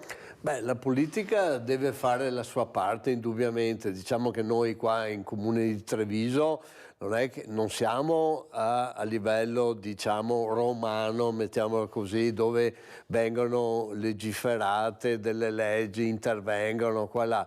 Noi nel nostro piccolo investiamo tantissimo a livello di sanità, di servizi sociali a livello comunale, però effettivamente la politica dovrebbe guardare un po' di più. Adesso il dottore che mi ha preceduto ha detto la ricerca è importantissima, però se noi andiamo a guardare in questi anni l'università, soprattutto anche la ricerca, i contributi sono andati a tentoni, cioè poco, sempre meno, perché sembra più facile intervenire alla fine quando c'è il problema che prevenirlo.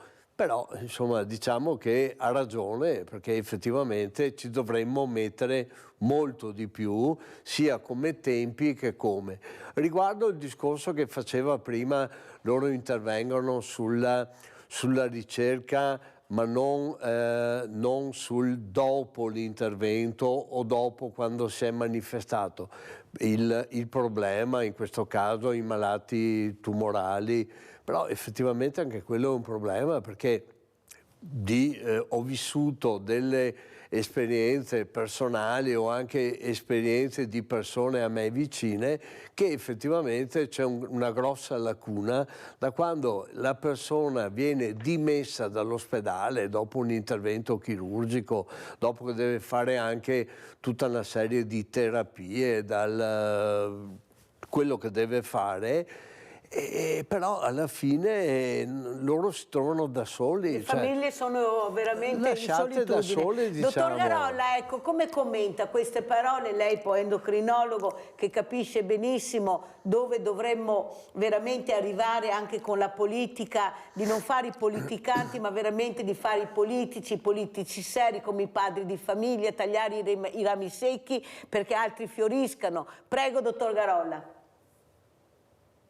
Ma guardi, io credo che il problema della sanità degli ultimi anni, e lo dico senza timore di essere smentito, sia legata al fatto che non c'è stato uno spirito imprenditoriale. Io lavoro in pubblico, sono contento di lavorare in pubblico, ma troppo spesso ho visto la rinuncia del pubblico rispetto al miglioramento di quello che si fa. Noi siamo eccellenze in ambito oncologico, siamo eccellenze in ambito ortopedico, siamo eccellenze in ambito cardiochirurgico e queste eccellenze dovremmo farle fruttare.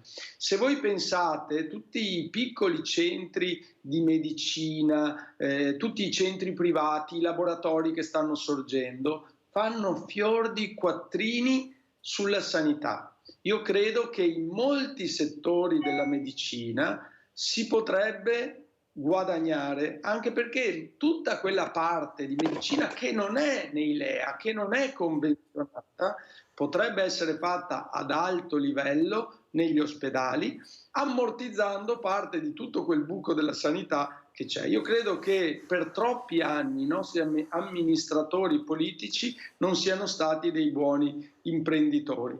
Io vedo che le casalinghe brave fanno andare bene il bilancio della loro famiglia, poco oculate no, e io credo che siano stati poco oculati.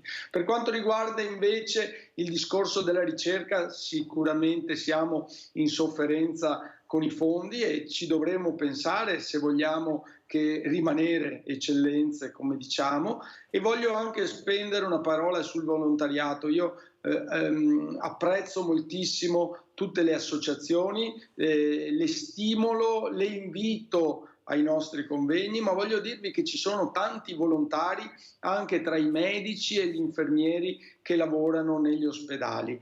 Loro sono stipendiati, ma se lavorassero per quello che sono stipendiati la nostra sanità andrebbe molto male, perché loro fanno extra time, fanno cose che non sono nelle loro competenze, quindi consideriamo anche loro come volontari. Solo chi ha passione e fa questo lavoro con questo spirito porta avanti la sanità per l'eccellenza che al nord viene riconosciuta.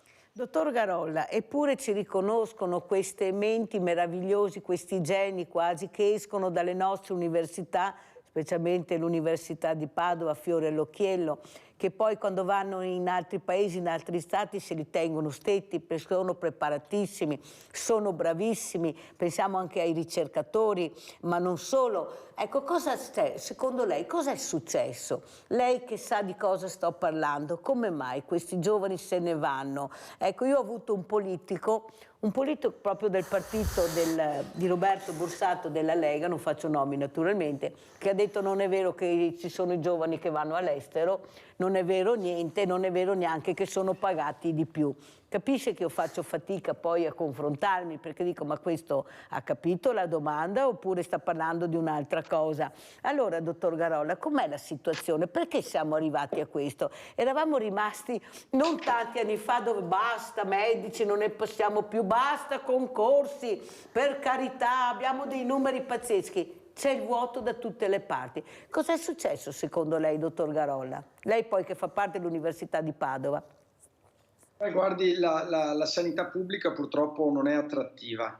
Non è attrattiva, lo dobbiamo dire chiaramente. Si è tanto discusso del fatto del numero chiuso a medicina, si è tanto discusso del fatto che ci sono pochi posti in specialità, tutte cose vere, tutte cose che vanno migliorate, però nei nostri ambulatori ci sono tantissimi studenti che vengono per fare le tesi, nelle nostre scuole di specialità abbiamo studenti molti, negli ospedali e nelle università ci sono carenze. Perché? Perché in questo mondo che in questo momento si sta portando verso il miglioramento della qualità di vita, quindi i nostri giovani vogliono avere anche del tempo per loro, non sono più disposti a lavorare giorno, notte, sabato e domenica, e soprattutto gli stipendi non sono concorrenziali né con la medicina privata, infatti tantissimi stanno andando nel privato, né con gli stipendi che ci sono all'estero. Quindi è inutile che giriamo tanto intorno al problema. Ormai i giovani hanno capito che se vogliono crescere sia dal punto di vista della qualità di vita che dal punto di vista anche della remunerazione, perché io sono d'accordo che noi lo facciamo per passione, però la passione senza soddisfazioni non va lontano. Quindi i nostri amministratori si devono rimboccare le maniche, perché se vogliono avere una sanità che continui ad essere eccellenza, devono spendere qualcosa non solo dal punto di vista degli stipendi ma anche dal punto di vista delle attrezzature, perché se queste persone non hanno la possibilità di fare ricerca, non hanno possibilità di fare diagnostica ad alto livello, è ovvio che poi non hanno soddisfazione neanche nel lavoro. Allora l'ultima domanda, poi la lascio, dottor Garolla, perché so che lei appunto ha un impegno importante, ecco, deve entrare all'università. Allora, dottor Garolla, cosa ne pensa dell'intelligenza artificiale? Che io ho avuto dei ricercatori, ho avuto delle persone che hanno un punto di domanda, bisogna saperla usare, però attenzione, ha molta attenzione. Prego, dottor Garolla. Sì, noi abbiamo in corso un master che vede ogni anno 30 specialisti da tutta Italia che vengono a imparare le cose che facciamo presso il nostro centro, e lei è sensitiva perché nella relazione che io ho ascoltato poco prima di venire in collegamento con voi, una dottoressa dell'università ci ha parlato proprio di intelligenza artificiale e noi abbiamo guardato così.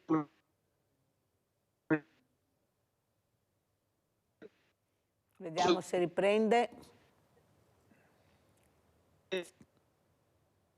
L'infertilità. Mi sente? Sì, dottor Garolla, è andata via la voce. Ah, tu raffreddore. No. Prego, dottor Garolla. Mi sentite? Sì, adesso sì, dottor Garolla. Va e viene.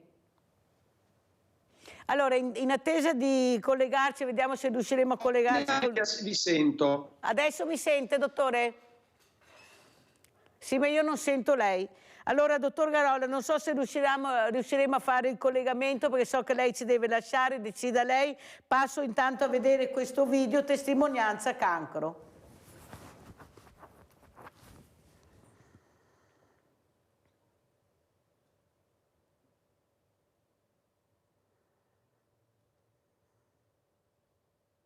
È una calda giornata dell'agosto 2022 quando la vita di Ombretta, 48 anni, storica dell'arte di Treviso, cambia per sempre. In una stanza del Caffoncello la diagnosi di un linfoma follicolare. Quel momento è stato surreale, come essere in un sogno, ricorda. È stato tutto molto irreale. Quasi non credevo che stesse accadendo a me, sinceramente. C'è proprio quella sensazione di vedersi da fuori, no? Quasi dire adesso mi sveglio, è solo un brutto sogno. Poi arrivano ulteriori esami e visite, il piano di cura e l'avvio delle terapie. Ombretta sta per iniziare il quinto e penultimo ciclo di chemio e con loro la consapevolezza della malattia e del percorso che si ha davanti. Il reparto di ematologia, in cui la vita sembra fermarsi rispetto all'esterno, diventa come una seconda casa. Medici e infermieri, nuovi compagni di un viaggio durante il quale si scopre una forza che non si sapeva di avere. Io avrei pensato così in un immaginario collettivo che mi sarei abbattuta dal primo momento, invece no, ho trovato molta serenità in realtà non dico nell'accettare totalmente quello che mi stava accadendo, ma insomma nel dire ok, va bene, è una prova che la vita ti dà e bisogna affrontarla. La paura arriva a momenti, arriva anche quella ed è giusto che arrivi, che ti dà la grinta per combattere, a volte mi ricarica. Arriva di notte di solito. Paura, ma anche rabbia e nuove consapevolezze. Tante volte mi sono chiesta perché a me, però poi mi sono anche detta forse è un'occasione che non devo buttar via, ma che devo usare, usufruire, sfruttare per poter cambiare alcune cose che comunque non andavano già prima nella mia vita. Cioè mi ha fatto veramente rimettere in discussione tutto. Alla fine il messaggio a chi come lei sta affrontando la battaglia contro la malattia. Non ho mai pensato neanche un secondo che questa bestiaccia mi possa vincere, non esiste proprio. Cercare di essere comunque cercare sempre di trovare il bello in ogni giornata, anche quando sappiamo che comunque dentro di noi c'è un inquilino un po' scomodo che dobbiamo mandare via a calci assolutamente. Allora è tornato con noi il dottor Andrea Garolla. Allora dottore, ecco, stava finendo il discorso sull'intelligenza artificiale, non so se riesce a finirlo, poi la salutiamo. Sì, guardi, molto breve. Dicevo che noi abbiamo visto per curiosità, abbiamo scritto su ChatGPT intelligenza artificiale, diagnosi di infertilità maschile. Mi sentite? Sì, bene dottore. Niente. La connessione, dottore, che... Pronto, prego, dottore. Niente, allora vi saluto. Ci risentiremo, dottore, la inviterò ancora, la ringrazio invece anche per le parole che ha usato anche nei miei confronti, veramente grazie dottor Garolla, ci risentiamo e la reinviterò perché sono discorsi importanti, io ho il coraggio di invitare, di parlare di questi discorsi che non sono delicati, è solo da comprendere con persone competenti. Grazie al dottor Andrea Garolla dell'Università di Padova, endocrinologo. Grazie e buona giornata. Buongiorno. Allora, dottor Cartolari, abbiamo sentito questo video, ecco, sono speranzosa, sono fiduciosa, nonostante di notte questa paura qualche volta mi assale, ma sono convinta che sono speranzosi perché sanno che la ricerca sta cercando, ecco, di superarsi, diciamo, sempre di più. Tanto è vero che lei ha dato dei numeri, una volta si moriva di cancro in maniera molto più frequente, invece adesso molti tumori si vincono. Prego, dottor Cartolari. Sì, vorrei rispondere un po' anche al discorso degli studenti o dei giovani che vanno all'estero. Ecco, parliamo del Veneto comunque per il momento perché qui siamo. Allora, noi come AIRC, i fondi che raccogliamo, abbiamo dei progetti dedicati al rientro dei ricercatori dall'estero e quindi ci sono parecchi progetti anche nel Veneto che hanno proprio riportato in Veneto e sono finanziati direttamente da AIRC per avere tutti i nostri cervelli che sono, o tutti insomma, quelli che possono e hanno le caratteristiche per poter sviluppare un progetto interessante in ricerca, rientrano e lavorano ovviamente per quanto riguarda la nostra area principalmente nell'Università di Padova e nell'Università di Verona. Questo è importante perché a fronte di una verità c'è anche un grande desiderio di cercare di fare tanto, ma farlo qui in Italia. E questa è la prima cosa. Poi mi lasci dire un appello alle donazioni, perché poi alla fine tutto questo esiste solamente perché ci sono gli italiani che donano e che sono molto generosi. Quindi sabato ci saranno la piazza delle arance della ricerca, più o meno in tutte le piazze centrali. Sabato, mi raccomando, prego dottore. Ecco, sabato mi raccomando, perché a partire dalle 8:30 di mattina nelle principali piazze d'Italia ci saranno i nostri volontari con le arance della ricerca, alle quali affiancano anche marmellata e miele sempre d'arancia, per ricordare quanto è importante la ricerca. Anche i numeri che si raccolgono attraverso queste manifestazioni sono importantissimi, perché poi tutti sono finalizzati a dei progetti, i quali progetti, ecco, per un'altra cosa vorrei aggiungere, i progetti che vengono finalizzati e quindi finanziati da AIRC sono progetti tracciabili, verificabili, e tutto quello che un donatore dà ad AIRC viene investito nel 84% in ricerca, perché i 16 centesimi di un euro servono solamente per mantenere, diciamo, tutta la struttura, però è una percentuale elevatissima di efficienza, perché abbiamo un grande rispetto del denaro che gli italiani offrono, ovviamente. Quindi lei consideri che quest'anno 140 milioni sono una cifra enorme. Il Ministero della Sanità e il Ministero delle Ricerche insieme non ne fanno neanche la metà. Quindi gli italiani con le proprie forze riescono a sostenere la ricerca, e la ricerca anche attraverso manifestazioni come le arance, piuttosto che più avanti.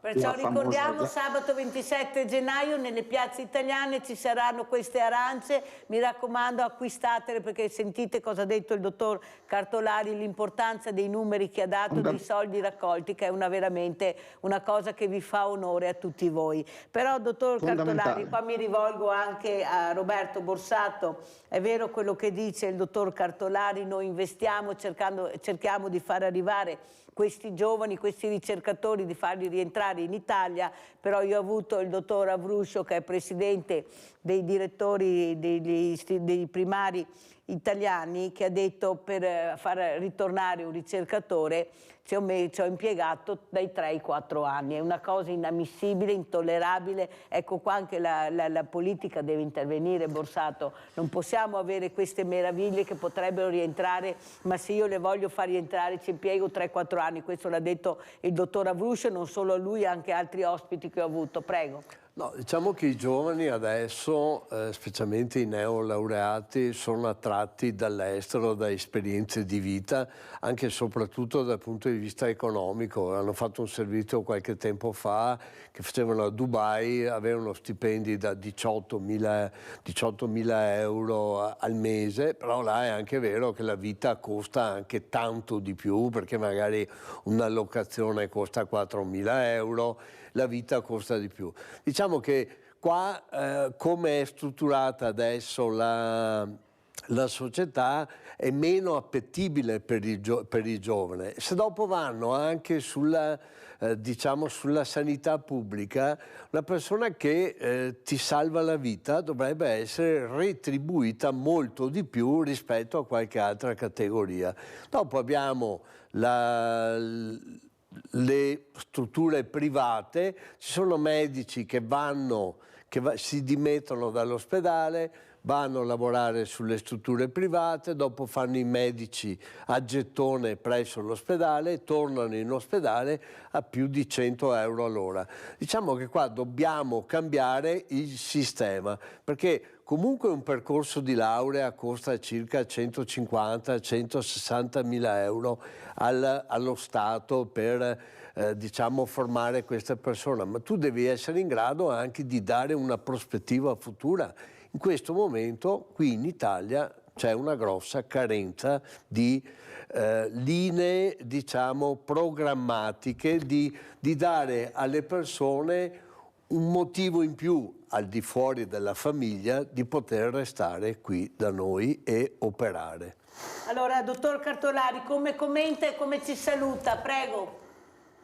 Io commento con un grande appello di speranza, perché diciamo, la ricerca ci dà ragione, e quindi una grande speranza che arriveremo anche a questa piccola fetta, diciamo, di malattia che viene ancora considerata incurabile, in realtà diventerà curabile.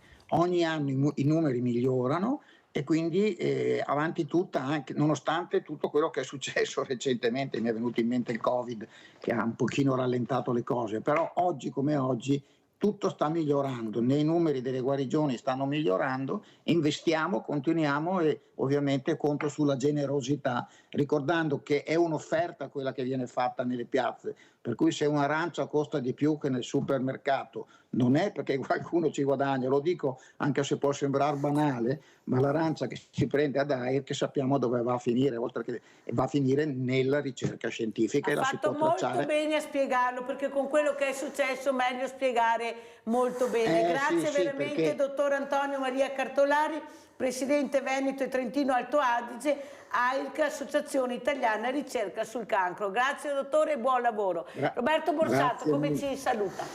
Grazie. Ci saluto. Intanto continuate a fare il vostro servizio di informazione, che è una cosa a cui specialmente i trevigiani tengono.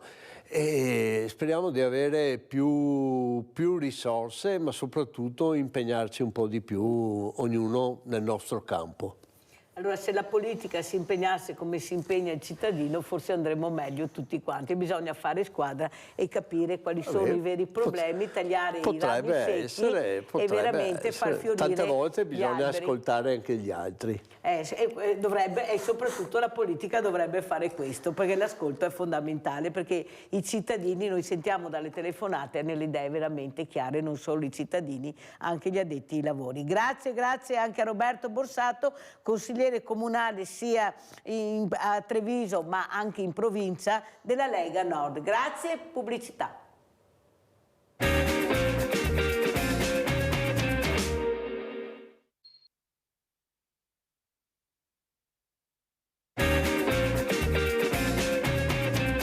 E siamo con un altro ospite, abbiamo Claudio Sartor, sindaco di Cornuda, secondo mandato, Civica Lega Nord. Poi ci spiegherà per Civica Lega Nord, vogliamo capire bene. Però perché l'ho invitato?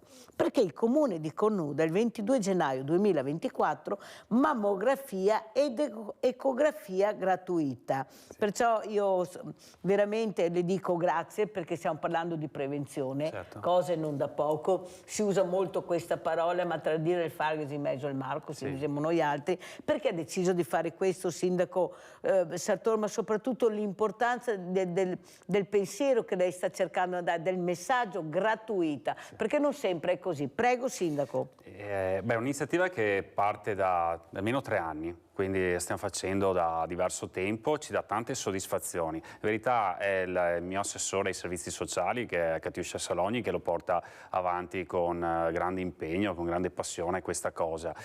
Guardi, tutto nasce dal fatto che, allora, intanto la prevenzione credo sia fondamentale. Io credo molto su queste cose, sulla ricerca, sulla prevenzione, perché ho visto che questa metodologia, se vogliamo, ha permesso negli anni di migliorare molto la condizione soprattutto delle donne. Insomma, se tornassimo indietro di 20 anni, di 30 anni, insomma, certi mali erano diversi, c'erano percentuali di morte diverse, c'erano condizioni anche, non dico che la sanità non facesse il proprio lavoro allora, ma investendo sulla ricerca e sulla prevenzione abbiamo migliorato le cose, soprattutto la qualità della vita delle donne, che hanno questi interventi molto importanti, non solo sul piano fisico ma anche su quello psicologico. E niente, in questi anni noi abbiamo ritenuto di affrontare questa spesa, che tra l'altro è una spesa che calcoliamo insieme a tanti sponsor, quindi sul nostro territorio tante aziende ci credono, i privati. Infatti la notizia dell'altro giorno, c'erano anche le foto dove eravamo con tante realtà del territorio che hanno investito in questa iniziativa sociale. e soprattutto in questo momento riteniamo che sia una cosa assolutamente utile, perché vede, quel servizio, quello screening che noi facciamo a una cinquantina di donne in maniera del tutto gratuita, è per una fascia della popolazione che non viene coperta da quell'attività preventiva che fa il servizio sanitario regionale, quindi è qualcosa extra. Però ha una grandissima utilità, soprattutto in un contesto in cui vediamo che insomma, oggi andare a fare le analisi è abbastanza, diciamo, ci sono anche tempi un po' lunghi perché mancano i medici, perché le liste d'attesa sono un po' allungate. Credo che intervenire lì sia un fatto sociale rilevante e infatti noi nel giro di qualche ora intanto riusciamo ogni volta a coprire tutti i 50 posti. Se potessimo ne faremo anche di più, ma è una questione di costi e siamo contenti perché comunque tra le 50 persone ricordiamo che qualche semaforo rosso scatta ogni anno, 1 o 2 persone, quindi ci sentiamo anche di ottenere qualche risultato, di aver permesso a qualche persona di accorgersi prima e di prevenire quello che può essere magari qualcosa di più triste, sicuramente più difficile. Hai fatto bene a dire questo perché esatto, la prevenzione arriva nel momento che tu me la offri, sì. Io posso farla anche gratuitamente perché sennò i costi incidono molto su queste povere donne che veramente non so delle volte come facciano a far quadrare il bilancio, come diceva prima il dottor Garolla. Saluto anche il dottor Alessandro Rebonato, collegato con noi da Verona, coordinatore della presidenza regionale Auser, qui parliamo di diversamente giovani. Grazie a lei, dottor Rebonato, soprattutto la delicatezza di queste fragilità. Qui stiamo parlando di 2 mondi, ma di 2 fragilità che vanno accompagnati nei loro percorsi. Com'è la situazione vista da lei, dottor Rebonato, in questo accompagnamento dei diversamente giovani? Dio. La situazione è che purtroppo ne ho sentito l'ultimo intervento del sindaco e in effetti, per carità, queste iniziative locali sono da applaudire. Ecco, il problema è quando, voglio dire, c'è un territorio che si dà da fare perché ci sono delle sensibilità particolari, eccetera, ma ci sono tanti altri territori che restano sguarniti. Ecco, dal nostro osservatorio effettivamente siamo in grado di capire situazioni, di vedere, di verificare situazioni estremamente critiche perché mancano i servizi, estremamente critiche perché quando ci sono richiedono interventi economici piuttosto rilevanti che spesso e volentieri sono incompatibili con i redditi degli anziani e degli anziani più deboli. Parlava il sindaco di prevenzione. La prevenzione non è un costo, è un investimento, perché quando ho prevenuto una malattia ho risparmiato al ricovero ospedaliero, al personale, eccetera, un sacco di spese che sarebbero moltiplicate. Per cui, ecco, se ci fosse anche un disegno di carattere generale che ripristina come un tempo, perché abbiamo vissuto tempi in cui gli interventi di prevenzione erano diffusissimi sul territorio e anche, se vi ricordate, all'interno delle scuole e avevano il compito di verificare malattie che avrebbero comunque dopo colpito i bambini, colpito gli adolescenti e avrebbero richiesto interventi pubblici di una certa entità. Ecco, se si investisse più sulla prevenzione, secondo me la spesa sanitaria calerebbe perché ci sarebbe meno bisogno di medici, meno bisogno di posti ospedalieri, meno bisogno di strutture. Molto chiaro, dottore Bonato, però la mia domanda al sindaco Sartor adesso è anche un'altra. Ma come fanno questi poveri sindaci che sono quelli più esposti nel territorio perché sono gli unici ai quali i cittadini riescono ad arrivare, questa è la realtà, però con coperte sempre molto corte, dovete inventarvi il mondo ogni mattina quando aprite l'ufficio perché sapete già cosa vi aspetta dietro quella porta. Sono persone che vogliono risposte, hanno bisogno di supporto e voi come fate? Però riuscite grazie anche al mondo del volontariato a sopperire a questo. per carità non avete la bacchetta magica, però meno male riuscite a rispondere a questo cittadino. Prego.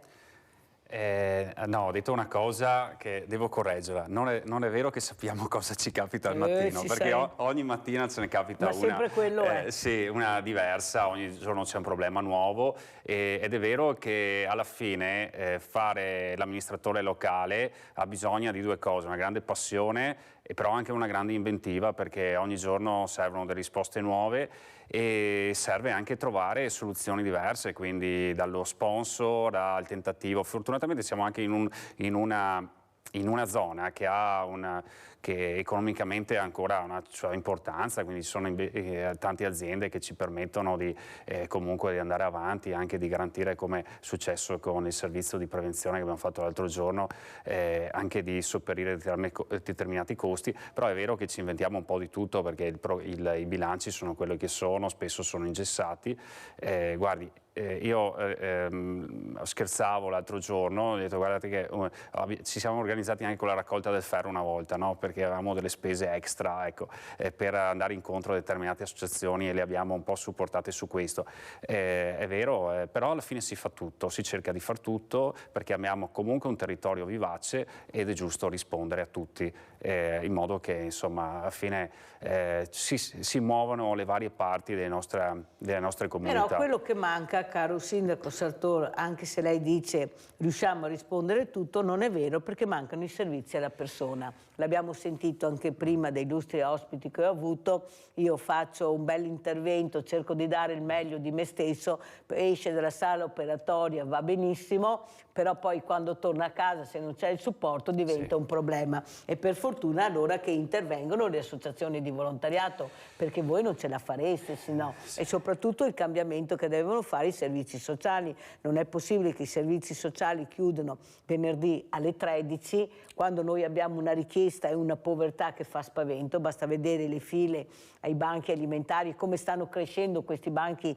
alimentari non solo nel nostro territorio ma in tutta Italia, e questa povertà comincia a far paura. Prego sindaco, poi sentiamo anche Rebonato. Sì, no, abbiamo anche comunque un'assistenza domiciliare che riesce comunque a coprire il nostro territorio. Noi, almeno per quanto riguarda la mia amministrazione, ma quasi tutti negli ultimi anni abbiamo comunque allargato molto la spesa per l'assistenza domiciliare, perché è fondamentale. Certamente copre fino al sabato, non la domenica, però riusciamo a portare i pasti, assistere le persone a casa. Devo anche dire che i servizi sociali, ci sono tante brave assistenti sociali che rispondono anche a volte la domenica per venire incontro anche a dimissioni dagli ospedali. Dobbiamo parlare in generale, vedi? Sì, perché noi parliamo, noi cioè non come cornuda, ma in generale. No, ma io dico in generale, un po' sul territorio, ho visto queste situazioni un po' in giro. Io credo che tutto sommato un certo sistema protettivo c'è, è stato strutturato bene grazie anche al mondo del volontariato, a tutte le collaborazioni che abbiamo. È vero che c'è un po' a volte diciamo qualche carenza, che è dovuta anche al fatto che la popolazione sta invecchiando e ha bisogno di comunque modalità diverse anche di assistenza e di raccordo. Soprattutto il problema secondo me nasce nel raccordo con le strutture ospedaliere, perché i momenti più critici sono quando ci sono anche queste dimissioni dagli ospedali, soprattutto nel fine settimana, e non si riesce a coordinarle bene con i vari servizi del territorio. Sentiamo cosa dice Rebonato. Prego Rebonato, come commenta?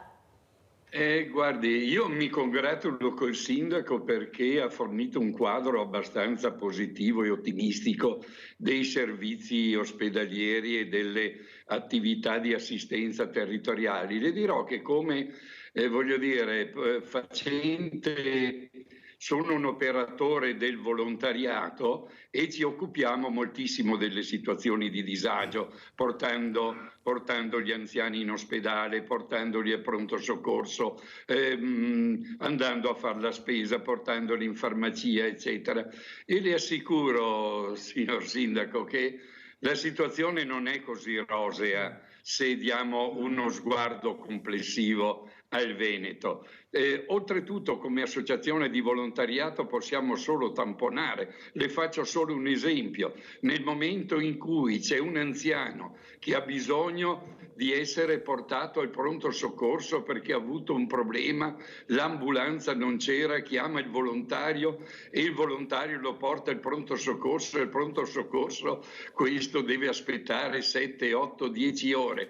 Cioè, voglio dire, siamo in una situazione in cui i servizi sono piuttosto carenti in realtà e occorrerebbe uno sforzo collettivo. Io, come le dico e le ripeto, mi congratulo che lei abbia raggiunto un livello di efficienza e di qualità di questi servizi sul territorio, ma le assicuro che non è del tutto un'eccezione, ma non è la regola, non è la regola, per cui dovremmo fare un'alleanza tra sindaci, istituzioni, il regionale, eccetera, e associazioni di volontariato e cittadini per riuscire in qualche modo a programmare insieme, a progettare insieme, ecco, a far sì che sentiamo i bisogni del territorio e insieme troviamo delle soluzioni, perché se no andiamo in ordine sparso e spesso e volentieri ci troviamo impotenti di fronte a problemi che non riusciamo ad affrontare. Vede, Rebonato, e lo dico anche al sindaco Sartoro, il problema è, e lo dico quasi tutte le mattine con vari ospiti, e delle volte ho proprio delle eccellenze che stanno cercando di spiegare l'importanza di fare squadra, è quello che non facciamo.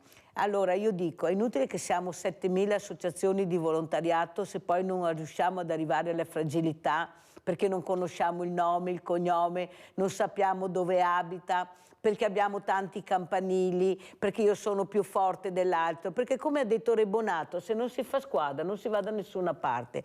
Allora lei ha detto questo, ma io le posso assicurare che quasi tutte le mattine o tramite WhatsApp o tramite mail mi arrivano telefonate di anziani, anche coi sindaci presenti, che dice: sindaco, ma guardi che io sono qua, lei cosa sta dicendo? Io non conosco quello che sta dicendo lei. Lei io non la sento, non riesco ad arrivare a lei. Allora capisce che tra il dire e il fare c'è di mezzo il mare. Noi non dobbiamo vedere la realtà di essere fortunata ad abitare a Cornuda invece di abitare in un altro paese. Io dovrei avere quello che mi aspetta di diritto nel momento che sono anche diversamente giovane. Ma vi rendete conto che abbiamo i banchi alimentari diversamente giovani che non riescono neanche più a comprarsi un pacchetto di caffè? Ma ci rendiamo conto delle pensioni che hanno e come vivono? Cioè è inutile far vedere che il mondo è rosa perché a qualcuno va bene. Noi dobbiamo cercare di capire quello che non va bene, dobbiamo migliorare, come dice Rebonato, fare squadra, capire ognuno dove può arrivare, perché se continuiamo a essere divisi e i sindaci dicono ma io nel mio quartiere sto bene, tutto so, non andiamo da nessuna parte perché la realtà è un'altra. Prego sindaco. No, beh, è chiaro che non è solo la realtà di Cornuda, ci sono anche altre realtà che sono molto rosee. Poi secondo me però stiamo perdendo un dato complessivo, no? che dovremmo tenere in considerazione. Lei ha parlato ci sono sempre più casi, effettivamente è vero, ci sono sempre più casi. Secondo me la sfida è capire dove stiamo andando come società. Allora, tutto quello che abbiamo costruito negli anni forse non riusciremo più a mantenerlo. Io almeno la vedo così in prospettiva. La prima cosa, abbiamo una popolazione che invecchia sempre di più e che però non ha alle spalle più le famiglie di 15, di 20 anni fa, che erano più numerose, riuscivano a creare anche un cuscinetto sociale attorno alle persone. Quando guardiamo i dati statistici dei componenti per famiglia del nostro territorio, vediamo che sono sempre più persone da sole, quindi nuclei diciamo di una, di due famiglie, e questo è un dato veramente rilevante.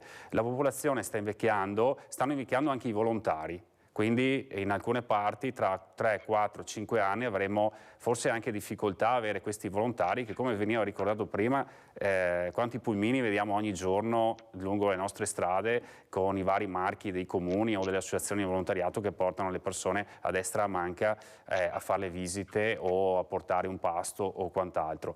Anche questo è un dato veramente rilevante, quindi sicuramente nei prossimi anni bisognerà strutturare un'offerta assolutamente diversa, una risposta risposta diversa per tutti questi casi. Io non la vedo, cioè la vedo ancora rosea adesso perché riusciamo a dare le risposte, però quando guardo gli aspetti, i fatti demografici, vedo anche comunque il fatto che la sanità in alcune parti non riesce più a rispondere, sì, sicuramente ho un quadro più nero, diciamo, di quello che ho prospettato nell'attualità di oggi. Ecco. Il quadro è nero, anche perché ieri ho avuto Quindi il è chiaro che bisogna presidente organizzare qualcosa di diverso. Sindaco, le case di riposo, appunto, vediamo, costano sempre di più. Il direttore dell'ISRA delle case di riposo, e non è da ieri che lo dice, che mancano non solo strutture ma mancano anche persone. Sì. Lui sta cercando di andare addirittura all'estero per cercare di trovare questi operatori sanitari, ma non si trovano. Allora, visto che dobbiamo fare prevenzione, cerchiamo di vedere quello che non funziona, cerchiamo di fare squadra e capire anche col mondo, come dice Rebonato, che non viene ascoltato, il mondo del volontariato quanto utile può essere, perché qua non ce n'è più per nessuno. Guardate che i soldi che sono arrivati sono pochissimi e non riescono a superare quello scoglio che è ormai invalicabile di persone che hanno bisogno di aiuto adesso, e stiamo parlando di persone che hanno 80-85 anni. Rebonato, cosa dice lei? Ma ci stanno rendendo conto che c'è una denatalità e c'è un diversamente giovane con i numeri che cresce sempre di più e non ha risposte? Prego. È proprio questo, cioè voglio dire, noi quando abbiamo sottolineato tutte le disfunzioni di questa società, tutte le prospettive in futuro, quello che diceva il sindaco è assolutamente vero, c'è una denatalità che, voglio dire, c'è un invecchiamento della popolazione che richiederà sempre più risorse. Io mi domando, ma quando abbiamo fatto la diagnosi dei problemi, perché non si trova il momento di mettersi intorno a un tavolo per capire insieme come risolverli?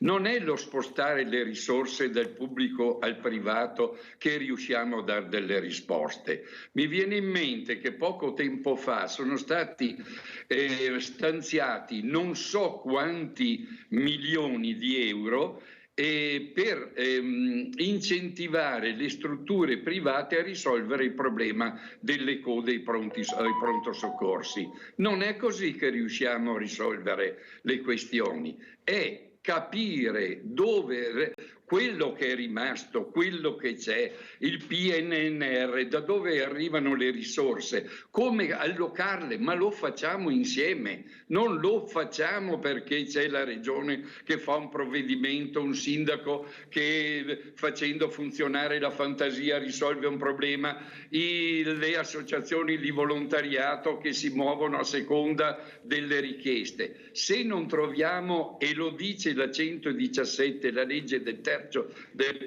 settore, se non troviamo il modo di coprogettare e coprogrammare, che vuol dire il insieme, io non so dove sarà e dove andremo a finire, quale sarà lo sbocco. Secondo me i bisogni aumentano e le risposte latitano.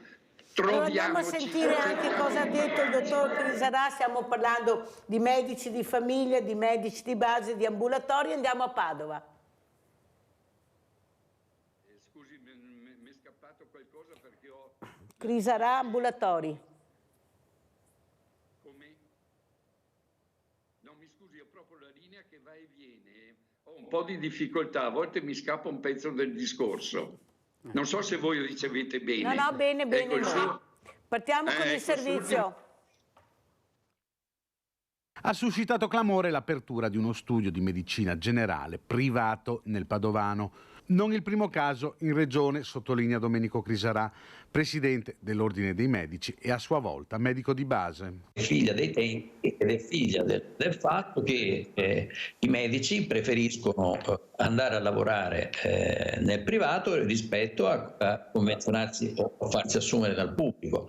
Cioè, è lo stesso discorso, non vorrei essere ripetitivo, del perché farsi la domanda perché le cooperative trovano medici mentre invece i concorsi pubblici pubblici vanno deserti. Un fenomeno preoccupante per Crisarà questo, su cui l'Ordine dei Medici tiene alta la guardia. Questo fenomeno, diciamo, lo teniamo sotto controllo anche come Ordine dei Medici, perché chiaramente che una delle funzioni dell'Ordine è quella di controllare la qualità dei servizi erogati, siano pubblici siano privati. E comunque è un fenomeno preoccupante, anche perché restringe sempre di più la possibilità delle cure a chi non può economicamente permettersela e lascia la possibilità di curarsi, di avere le cure di base, che sono poi quelle più necessarie, soltanto a chi come dire, se lo può permettere economicamente. Investire sul fattore umano, su medici e infermieri, questa la ricetta per Crisarà. Bisogna investire in termini di riconoscimento di professionalità, sia dal punto di vista vero e proprio professionale, sia dal punto di vista economico. Non è più possibile che gente che impiega minimo 9 anni della propria vita per formarsi, poi alla fine abbiano dei trattamenti economici che sono praticamente non compensano lo sforzo e l'impegno che è stato dato prima e che viene dato durante il lavoro. Allora, Sindaco Sartor, come commenta? Non è una cosa tanto bella quello che abbiamo sentito, perché comunque il commento è questo, cioè un domani io faccio il medico, scelgo chi curare, scelgo in base anche a disponibilità economiche, quindi tutto quello che è il nostro servizio universale che dovrebbe garantire tutti i cittadini, alla fine comincia a venir meno, con tante comunque difficoltà poi che si saranno socialmente sul territorio. Non ho ben però a volte capito dove vogliono anche parare le organizzazioni di medici, sinceramente, perché i contratti sono nazionali, li sottoscrivono loro e a volte diciamo che dicono una cosa e anche le organizzazioni di medici ne fanno assolutamente un'altra. Poi la verità è anche questa, mancano i medici, sicuramente negli anni è stata sbagliata tutta la programmazione, non ne abbiamo in questo momento, poi bisogna capire anche su questo servizio non si è specificato se sono medici che sono andati in pensione e hanno aperto un ambulatorio privato o comunque se sono persone che erano già in operatività, perché cambia molto anche i discorsi che facciamo in questo momento. Ma che vadano in pensione o che non vadano in pensione, il problema è che nel pubblico non si trovano medici, mentre vai nel privato e i medici ci sono e ci sono anche gli infermieri. Che idea si è fatto lei, Rebonato, dopo le do la parola al Sindaco, per capire anche, perché qua continuiamo a dire che qualcuno non vuole vedere. In che senso? Nel senso che purtroppo questo povero pensionato, questo povero diversamente giovane, preti non ce ne sono più, medici di famiglia c'è un punto di domanda, specialmente con questi numeri che abbiamo sentito, soldi sempre meno. Ecco, se non ci fossero veramente questo mondo è volontariato, ma dove può arrivare? Ma dove non arriva? Cosa fa questo? Ecco, l'unico riferimento, dico io delle volte, è diventato il farmacista. Almeno il farmacista lo ascolta, sai che c'è, dove si trova, in effetti è diventato uno sfogatoio la farmacia, così mi diceva il presidente dei farmacisti, ma dovremmo pure ascoltare questi diversamente giovani, che è merito loro se siamo diventati così belli, grandi e bravi. Prego, Rebonato. Ma io partirei proprio perché mi ha sconfortato l'intervento del Presidente dell'Ordine dei Medici, che ha posto l'accento esclusivamente sui compensi economici. Il problema, voglio dire, non è dei medici, è di tutto il mondo retributivo nostro, perché se facciamo i confronti con gli Stati Uniti, con la Germania, con l'Inghilterra, tutte le professioni hanno una valorizzazione ulteriore degli stipendi che hanno, perché un insegnante in Germania guadagna il doppio che l'Italia, il medico probabilmente è la stessa roba, ma non è alzando lo stipendio dei medici che risolviamo il problema della carenza. Nessuno si è mai posto il problema ad iniziare dagli stessi medici, a cosa serve il numero chiuso in medicina? Il numero chiuso in medicina serve a conservare i privilegi di chi è già nella professione. Apriamo il numero chiuso, perché non tutti quelli che superano i test e vanno all'università e si laureano sono i migliori che la società offre. No, è anche un terno al lotto, lo sappiamo. Per cui o siamo in grado di ragionare in termini di, come dire, organizzazione della società, di bisogni della società, di programmazione delle professioni, se no non andiamo da nessuna parte. Ha ragione lei quando dice, ma al di là di questi problemi poi mi trovo il pensionato che è là, non sa da che parte rivolgersi e gli hanno detto che per operare la cataratta occorrono 3 anni oppure non c'è neanche posto, e se vado da un medico privato fra 15 giorni mi operano, però mi costa 2.000 euro a occhio. Ecco, se non ragioniamo, voglio dire, in termini di organizzazione della società, non daremo risposte a quelli che tutti i giorni esprimono i loro bisogni. Noi ci siamo in mezzo a questi bisogni e spesso ci troviamo sconfortati perché non siamo in grado di dare risposte. Però, dottore Donato, mi scusi, lo dico anche al sindaco Sartori, sarebbe così difficile fare una legge dove si vieta al medico che lavora nel pubblico di non andare nel privato? È così difficile non fare le convenzioni con il privato e investire tutto sul pubblico? Perché io mi domando che forse una volta si andava meglio di prima, perché questo è un dato di fatto. Io ho anche sposato un marito che ha lavorato da una vita nella sanità, perciò capite bene che conosco a fondo i problemi. Pubblico è pubblico, privato, vuoi privato ti arrangi, ti trovi gli imprenditori, ti trovi quello che vuoi ma ti arrangi. Il pubblico è il pubblico e va supportato, anche perché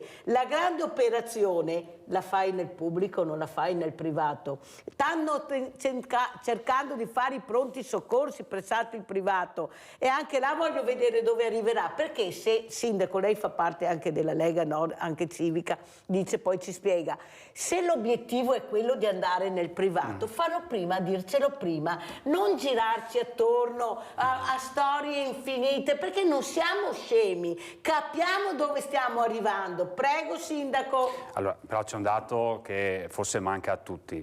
Prima è stato ricordato dal presidente dell'Auser. Allora, intanto il numero chiuso all'università ha causato un problema. Allora, se mettiamo il numero chiuso e abbiamo anche un calo demografico, perché bisogna tener conto anche di questo, cioè gli studenti di 20 anni fa non sono, o comunque la percentuale di persone che possono entrare non sono quelli di adesso, e uniamo il fatto che la richiesta di prestazioni ospedaliere è sempre maggiore, di prestazioni comunque sanitarie. Cosa significa? Se mancano 3.000 medici e cresciamo dall'altra parte, è chiaro che un problema si crea. Il problema principale credo che sia quello appunto di intanto di riprogrammare tutta la sanità, ma ci vorranno anni, perché in questo momento non ci sono i medici. Poi tanti che vanno nel privato, ricordiamo, sono anche persone che sono andate in pensione, che l'attività lavorativa l'hanno chiusa e comunque non tutti, ecco, però anche questa è una norma che è stata prevista 20 anni fa, continuiamo ad andare avanti su questo, però ne parliamo tanto ma non si è mai trovato il bandolo di una tassa diverso, e ricordiamo che è una scelta che è stata operata a livello ministeriale su questa, sulle libere professioni e quant'altro, non dalla politica regionale, perché tanti spesso dicono ma la sanità regionale si sta buttando tutta sul privato. Fermo, sindaco, perché abbiamo una diversamente giovane, se no cade la linea. Marisa, ciao. Buongiorno. Buongiorno. Senta, io ho 85 anni e 8 mesi per la cataratta, non so più dove andare. Continuo a telefonare in Roma anche stamattina e c'è ancora tutto chiuso. Cosa devo fare? E vedo poco e ho 85 anni, mi dica lei. Guarda Marisa, è una telefonata come tutte le telefonate che alla mattina arrivano a Sveglia Veneti, di persone che veramente stanno cercando di capire cosa devono aspettare. Stiamo parlando di persone 85 anni. Chiamo tutte le mattine, ma come ha detto Rebonato, la risposta è quella: se non ci sono medici e abbiamo un numero incredibile di persone che hanno bisogno, ad esempio, della cataratta, che risposta possiamo dare? Provate ad andare al Canfoncello alla mattina a vedere quante persone ci sono tutte le mattine che cercano di fare questo intervento. Prego, Rebonato. Mi sente? Non sentiamo, allora il sindaco risponde a lei, a Marisa. No, sì, l'ha ricordato lei, è un problema che ogni giorno viene affrontato, insomma, che non solamente lo sente lei, lo sentono un po' tutti. Questa è la lamentela maggiore che riscontriamo ai nostri cittadini, sì, che i tempi sono ancora molto lunghi. Però Marisa, se avessi i soldi e andasse dal privato, fra 3 giorni l'operazione sarebbe anche meno, dice il sindaco. No, anche meno, sì. È chiaro che le cifre sono importanti. Effettivamente chi non ha risparmi credo faccia anche fatica in questo momento. Allora Marisa, ti do io la risposta, poi chiamerò la Fondazione degli Occhi per vedere se riusciamo a darti una mano, perché è inaccettabile sentire queste telefonate, poi con quanta pacatezza, con quanta rassegnazione che telefono, e questo mi dà veramente, non lo sopporto. Perciò Marisa, lasciami il tuo numero che poi vedo se riesco, perché non è che ho la bacchetta magica, ci mancherebbe. Che però dico, sì, questo è il problema generale. Poi però non diciamo che tutta la nostra sanità sta andando a rotoli, perché comunque io visito spesso i reparti, ho comunque anche riscontri di diverso tipo e ci sono sacche di assolutamente efficienza nei nostri ospedali. Ma parla di questo, noi stiamo parlando di fare prevenzione. Guardi, ieri sera guardavo una trasmissione televisiva, vedevo alcuni ospedali in altre parti d'Italia e insomma in qualche nostro ospedale per terra intanto c'è una pulizia, si può mangiare tutto, però guardavo anche l'efficienza. Guardi, mi è capitato l'altro giorno di accompagnare una persona, cardiologia, dico anche l'ospedale, quello di Castelfranco, efficienza unica, ma da tutti i punti di vista, dalle visite alla sala operatoria, ma potrei insomma citare anche altri casi. Non possiamo dire che va bene, perché ci sono le liste d'attesa in tutti i campi che sono un problema.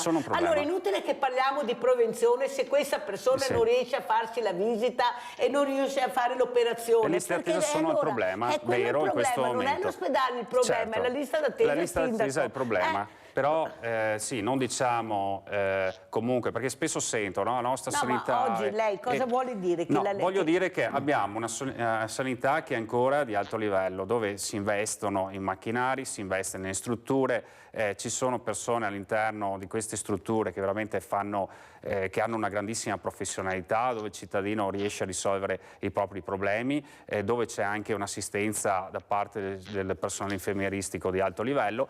Il vero problema è questo, che insomma riscontriamo ogni giorno, le liste d'attesa, che sono anche il pregresso, tra l'altro, da anni che si parla delle liste d'attesa, poi il Covid ha rallentato ancora di più e adesso la richiesta di prestazioni è anche maggiore degli anni scorsi. È chiaro che non avendo medici si sta allungando i tempi di tanti che naturalmente hanno bisogno di prestazioni come quella della persona che ha appena chiamato, ecco, che vanno per le lunghe, sì, mesi per avere un intervento. Il dottor Nardini, che è un'eccellenza del Canfoncello, che ha portato la mandibola in 3D, perciò ha fatto vedere delle cose incredibili. Ma lui stesso ha detto: io non riesco a capire cosa è successo, che da una volta che avevamo questo prodotto che costava €1, adesso devo lavorare con un prodotto che mi costa €300. Io non so cosa è successo. Allora io ho semplicemente detto che c'è speculazione, perché è lo stesso materiale e lui non si spiega questo. Perciò c'è un qualcosa al di sotto che noi non conosciamo e che non sapremo mai, perché nessuno ce lo dirà mai, che fa precipitare le cose, perché c'è un business all'interno di qualsiasi cosa cosa anche della salute pubblica che dobbiamo dirlo. Allora, siccome noi abbiamo il coraggio di dire, è inutile cercare di dire che tutto va bene, perché non è assolutamente così. A me non me ne può fregare di meno di avere il letto d'oro, il grande macchinario, se poi non ho il medico che mi visita e il macchinario che funziona. Questo è il grande problema, Sindaco, perché la denatalità c'è, perché le persone diversamente giovani aumentano sempre di più e abbiamo queste liste d'attesa. Avete sentito la telefonata qui nostra, 85 anni, che dice ho la catarata, cosa devo fare? Allora, Re Bonato è in linea, ci sente? Vi sento, sì, anche se a spezzoni, perché purtroppo stamattina la mia linea la connessione, ma sono le vostre connessioni, non è colpa nostra. Allora, come ci saluta Re Bonato, perché siamo in chiusura? Prego. Sì, sì. Niente, posso sottolineare quello che ha affermato lei in questo momento. Ci sono le liste d'attesa, ci sono le persone come la signora che ha telefonato che non hanno neanche prospettiva, perché nel momento in cui le dicessero va bene, lei ha la catarata e dobbiamo operarla, quando fra 2 anni, fra 1 anno e mezzo, fra 3 anni fa in tempo a morire, ovviamente, ma ce ne sono moltissime in queste condizioni. Io capisco che il sindaco, voglio dire, sia orgoglioso di quello che ha fatto sul territorio, ma deve anche rendersi conto che l'orizzonte è vastissimo e purtroppo situazioni come quelle della signora le trovo, le constato tutti i giorni, tutte le settimane. Ma dal mio punto di vista regionale, per cui ho tutto il Veneto sotto il naso, se non ci mettiamo a elaborare, a progettare, a pensare a come, certo che non è postdomani, neanche, ma se non abbiamo nessun progetto sotto mano, non sarà neanche fra 10 anni o fra 20 anni. O diamo per scontato che qua purtroppo c'è una generazione che avrà meno servizi, ma quella successiva probabilmente avrà qualcosa di meglio, ma se non ci muoviamo sarà così anche fra 20 anni. Grazie, saluto il dottor Alessandro Re Bonato, coordinatore della presidenza regionale Auser Veneto, ma la chiamerò dottore Bonato perché devo anche dirle qualcosa. Grazie di essere stato con noi. Sindaco, come ci saluta?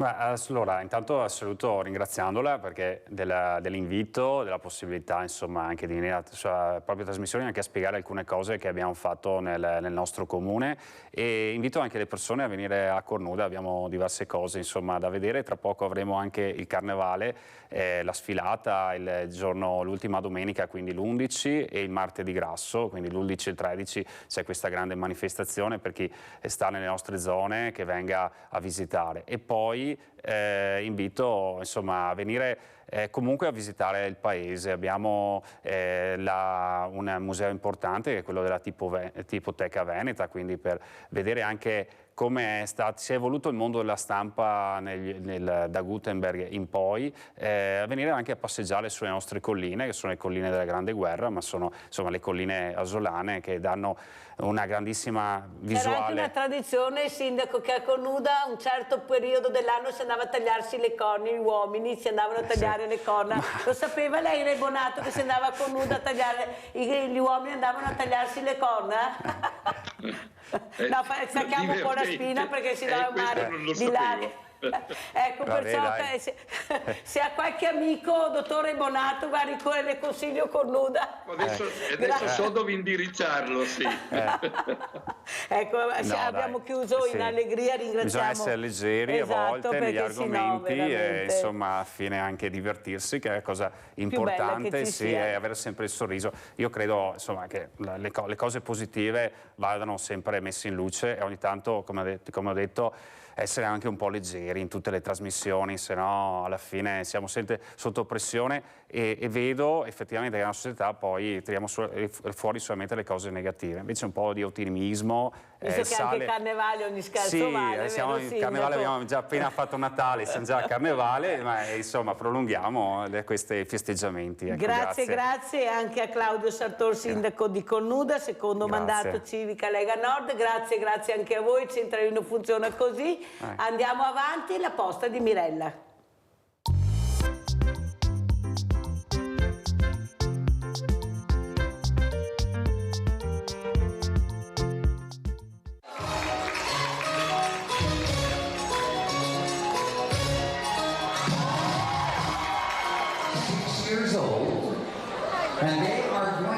competing with this routine, I think next week or the week after, on television in a children's competition. This is a bronze show dance samba that they are going to perform for you. Let's put your hands together and welcome to the dance floor, 6 years old from Roswell, Georgia. We have couple 275, Yasha Geltunen and Daniela Amanzini.